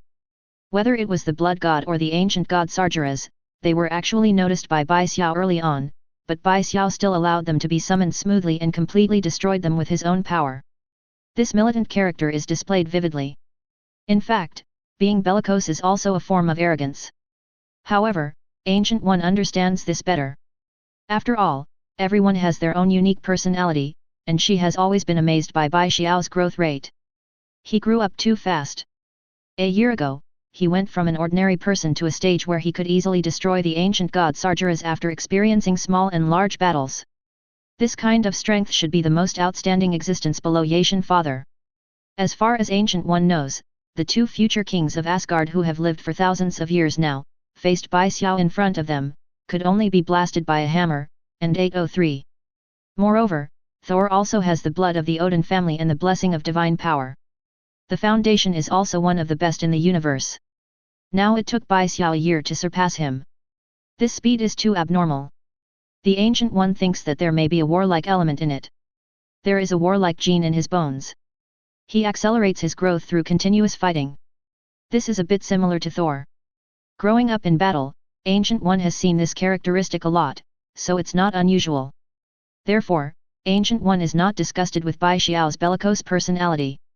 In addition, while Bai Xiao is bellicose, he also maintains extreme rationality. This rationality allows Bai Xiao to keep a clear mind when facing the enemy and analyze the opponent's strength and weakness. Two different personalities are not particularly contradictory. Use rational analysis to ensure that the opponent's strength will not far exceed his own. If Bai Xiao ensures this, he will start a war with his opponent without any scruples and use the battle as nourishment to grow himself. Ancient One is quite curious about this combination of personalities. She admires Bai Xiao very much. As long as the other party ensures that his position and personality remain unchanged, she can invest happily. Yes, Ancient One's current attitude towards Bai Xiao is investment. There is no doubt that the historical timeline has been changed. Even if Bai Xiao is killed at the moment, the future will still be changed and embarked on another unpredictable path, and she cannot repair it. Under these basic conditions, all the characteristics Bai Xiao showed made Ancient One think that as long as there was no accident, she could not tell how high the other party could grow. In this case, if you invest in the other party before it has fully grown up, the future returns will be unimaginably rich. It's just so realistic. Bai Xiao also guessed these ideas, so now he is still sitting on the Diao Yute, not to mention that it seems that he easily deceived the Ancient One, the level Godfather magician, which seems unrealistic. It's actually all based on a lot of layouts and coincidences. The first one is that his own soul occupies the body, integrates the original memory, and then opens the way to kill people and become stronger, strengthening in all directions, completely integrating the soul and body into one, without any side effects. If you follow the setting of cultivating immortals, you will get it. A native recognized by heaven. The Ancient One was held back, unable to find him immediately, and probed his soul while he was at his weakest. Later, Bai Xiao specially created a character on the way to killing people and becoming stronger, just to make Ancient One feel relieved. In addition, its normal speed is too abnormal, so there is the possibility of investment. Many coincidences and accumulation of layouts gave Bai Xiao an information gap before he was able to deceive the Ancient One. If anything was missing, he might fail. No way, this is when you are weak and you have to pretend to be a grandson. As the saying goes, if you want to be a master, you must first pretend to be a grandson. These thoughts only last for a moment. Since Ancient One officially met with Bai Xiao and confirmed Bai Xiao's character, it was a matter of course for Ancient One to start investing.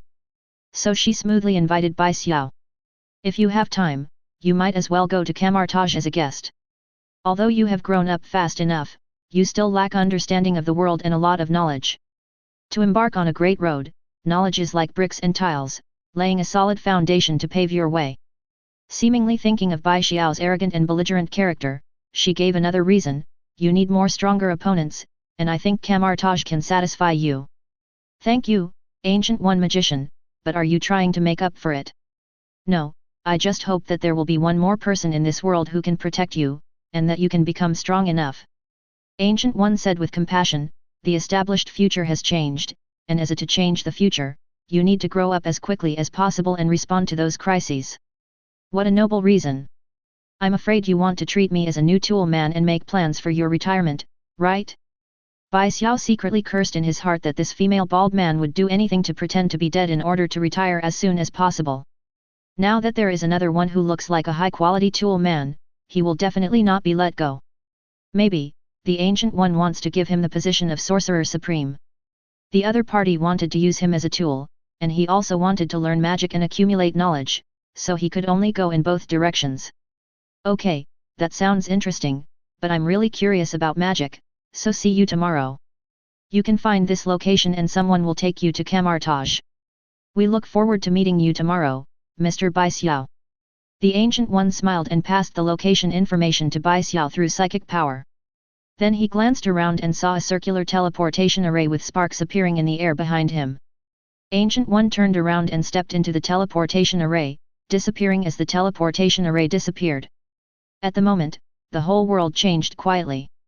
Bai Xiao turned around and saw that the mountains that should have been devastated have now returned to their original appearance. 3.2 Under the moonlight it still seemed so quiet. In other words, from the beginning, he, and even everyone, had already existed in the world of seen space. It was such a miraculous method that Bai Xiao's desire for magical knowledge became even stronger. The magic was teleport just now. At this time, under the moonlight, he stood on the edge of the cliff with some thoughtful eyes, and his brain was recalling the scene of the magic teleportation array just now. Why do I always feel like he knows it? Bai Xiao has never doubted his own understanding, and he is sure that his ability in magic learning will not be bad, and he is probably much better than a certain tool man. Chapter 74. Coupled with the innate advantage of his own magical power, it is not unusual to be able to learn teleportation magic at a glance. But he wouldn't try it here either. Magic is too idealistic and dangerous. Bai Xiao also has an adventurous spirit, but usually it is within the range that he thinks he can bear the risk. Magic is too mysterious. If there is a surprise in the lottery by using teleportation magic, it will be troublesome. We are heading to Camartage tomorrow anyway, so there is no need to take such a risk. Still focus on safety. Thinking of this, Bai Xiao gave up the idea of activating the teleportation magic and immediately flew to the place where he placed the Blackbird 2 fighter. In addition, what makes Bai Xiao helpless is that this fighter seems to be about to be eliminated. It can only be said that the plan is not as big as the changes. The next day, Bai Xiao enjoyed a delicious Chinese meal in the manor, and the incident of the ancient god Sargeras did not attract any attention. Although the battle was loud, it was all in the 18-mirror world of Ancient One. The memories of those 5 students were probably altered, as evidenced by the fact that the selfies and descriptions on the blog were changed to another vacation location. To eliminate traces, S.H.I.E.L.D is the der, and the magicians are the masters. Then, wearing a down jacket and jeans, he drove a McLaren sports car to Brick Street in New York and found number 177. Bai Xiao stopped the car on the side of the road, and before he knocked on the door was opened. Inside was a black man wearing a thick cotton magician robe. John Shah, His Holiness is waiting for you at Kamartaj. After entering the gate behind him closed automatically, and the black magician in front of him said something to Bai Xiao, drew a circle next to it, and a teleportation magic appeared. Bai Xiao nodded to the black magician and stepped forward. The footsteps walked into the circle. When he steps in, the teleportation magic behind him is automatically turned off. This is another world, an unknown place. This is the direction of the Himalayas. The heavy snow in winter covers this historic and classical building. The place where he teleported was a square. At the moment, there were many magicians wearing down magician robes, holding cleaning tools and diligently clearing the snow. Seeing Bai Xiao's appearance, these magicians were quite curious. How does it feel here? Is it different from what you imagined? The Ancient One's voice came to his ears. Bai Xiao turned around and saw that the Ancient One was also wearing a slightly thicker magician robe, but it turned white. It's very secluded and beautiful here. This is the Himalayas, also located near Kathmandu in Nepal, and Kamartaj was founded thousands of years ago. Ancient One said and took Bai Xiao to the main hall. The wooden building has classical aesthetics, wooden floors, low tables, and couches. The living room in the main hall is very spacious and has a good view. You can see the snowy scenery of the Himalayas through the wooden window. Ancient One took Bai Xiao to sit down in front of the couch, and made a cup of tea for Bai Xiao very skillfully, smoothly, and elegantly. Are you willing to learn magic, Xiao? The Ancient One magician is willing to teach me. Ah, I may not be in Kamartaj for a lot of time. There are many old magicians here. If you have any questions, you can go to them. I believe you are not an introvert. I can see that you are very interested in knowledge and growth. Eager. Ancient One smiled and said, but when you have time, you can also come and ask me. I am happy to see an outstanding young master grow. It's just that your excellence may stimulate some of my students. Thank you. Bai Xiao raised his teacup and offered a toast to Ancient One, who accepted it calmly. Anyone who can impart knowledge is a mentor. Bai Xiao still has some courtesy and morality, even though he and Ancient One both know that this is originally a two-way transaction. Magic is a very ancient secret power of the universe. It can do many unimaginable things. It can create worlds, browse multi-universe, and explore the long river of time. The magic of Kamartaj is somewhat special. Without further ado, Ancient One begins with the origins and knowledge of its magic. Most of Kamartaj's magicians turned out to be just ordinary humans. They did not have energy in their bodies, so they needed to communicate with specific spells and inscribe magic circles to absorb magic energy from other dimensions and release powerful magic. It's just that the borrowed power must be repaid eventually. The more power you borrow, the greater the attack on yourself, so most of the magicians in Kamartaj learn some fighting skills and use shields and weapons to fight together. But you are different, Xiao. There is huge power hidden in your body, and you also have powerful spiritual power. The combination of the two gives you an innate advantage in learning magic.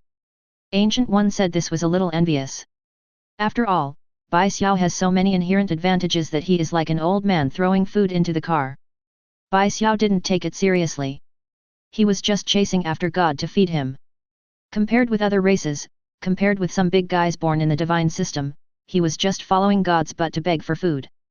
Ancient One's words continued, you only need knowledge, skip the steps of communication and borrowing magic energy, learn and accumulate 493, thoroughly understand magic knowledge, and create your own magic system. Ancient One's knowledge reserve is astonishingly high, and as a teacher, she is also one of the best. Naturally, his eyesight is sharp, and he can definitely see what Bai Xiao needs most now. You can go to the library at will, where all the magical knowledge accumulated by Kamartaj over thousands of years is stored. In the next few years, this will be an important part of laying the foundation for you. I will talk to the magician guarding the library about this, but I hope you will not touch the taboo black magic for the time being. Those magics are very powerful, but they also have the ability to corrode the soul.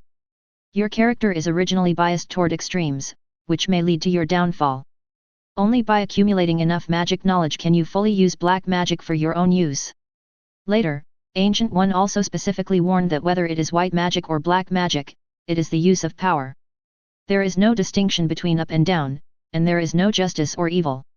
She, Ancient One, is Kamartaj's strongest white magician. Likewise he is also the strongest black magician. The latter can often be learned quickly, is powerful, and has relatively few side effects. Chapter 75. If you enjoyed this video, please give it a like and subscribe to the channel so you are notified of future uploads. You can find the next parts in the playlist visible on the screen or on my channel. Thank you for watching, and I'll see you in the next one.